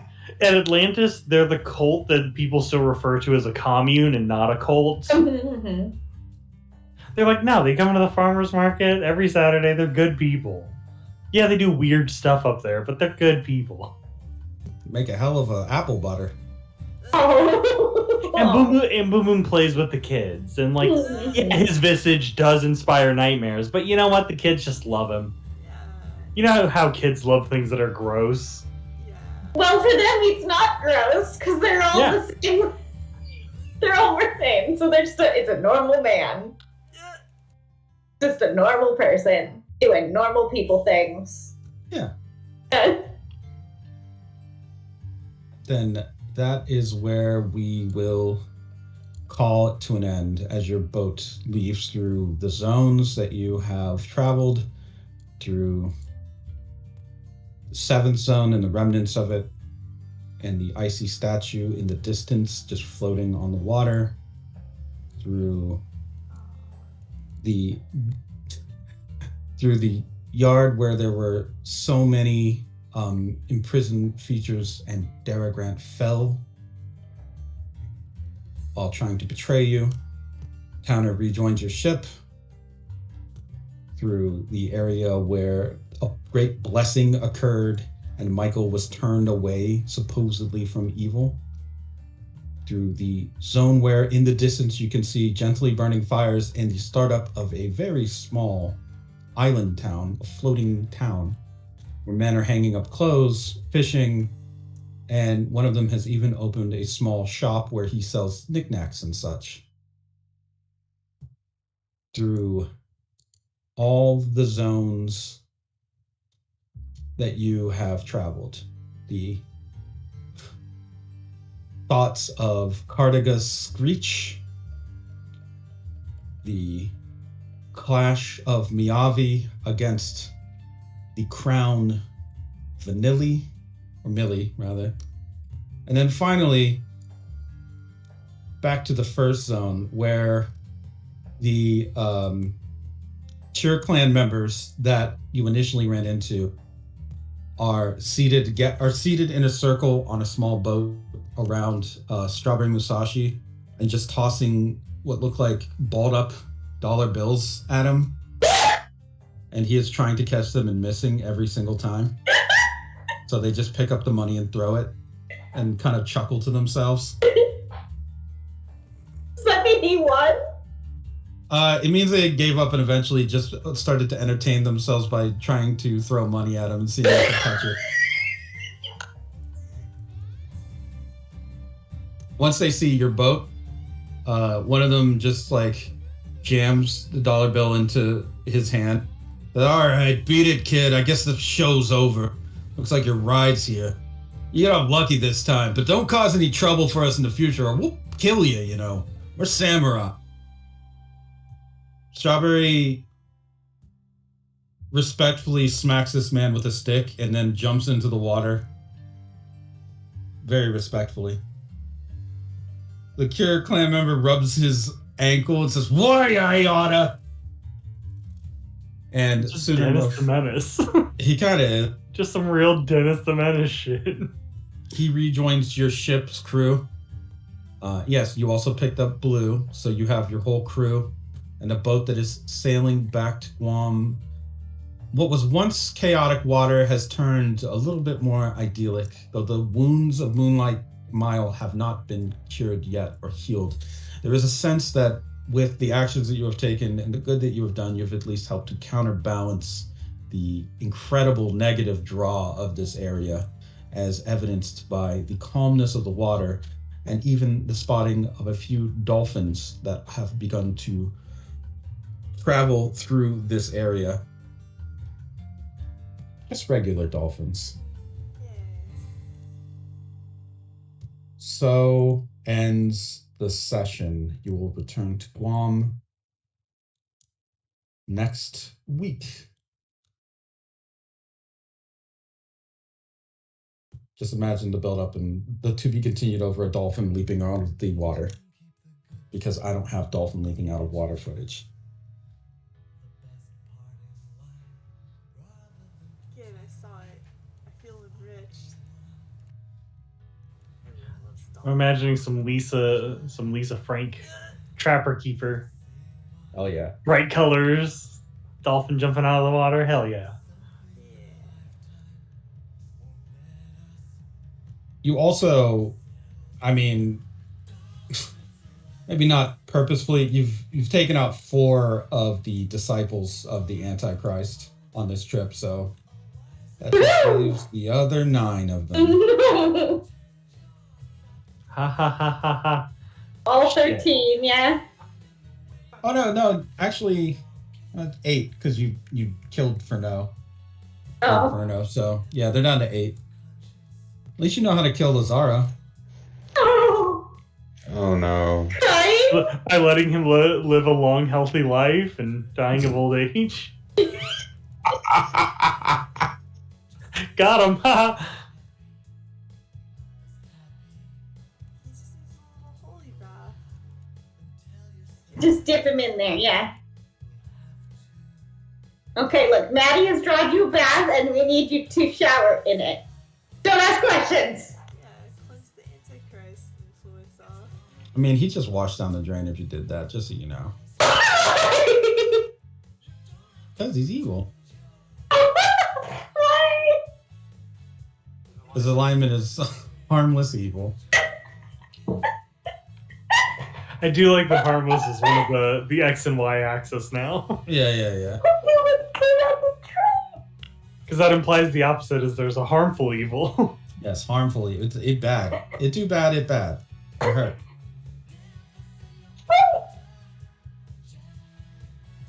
Red ants, they're harmful evil. Fire ants, they're harmful evil creatures by nature. It's in the That's true. game guide.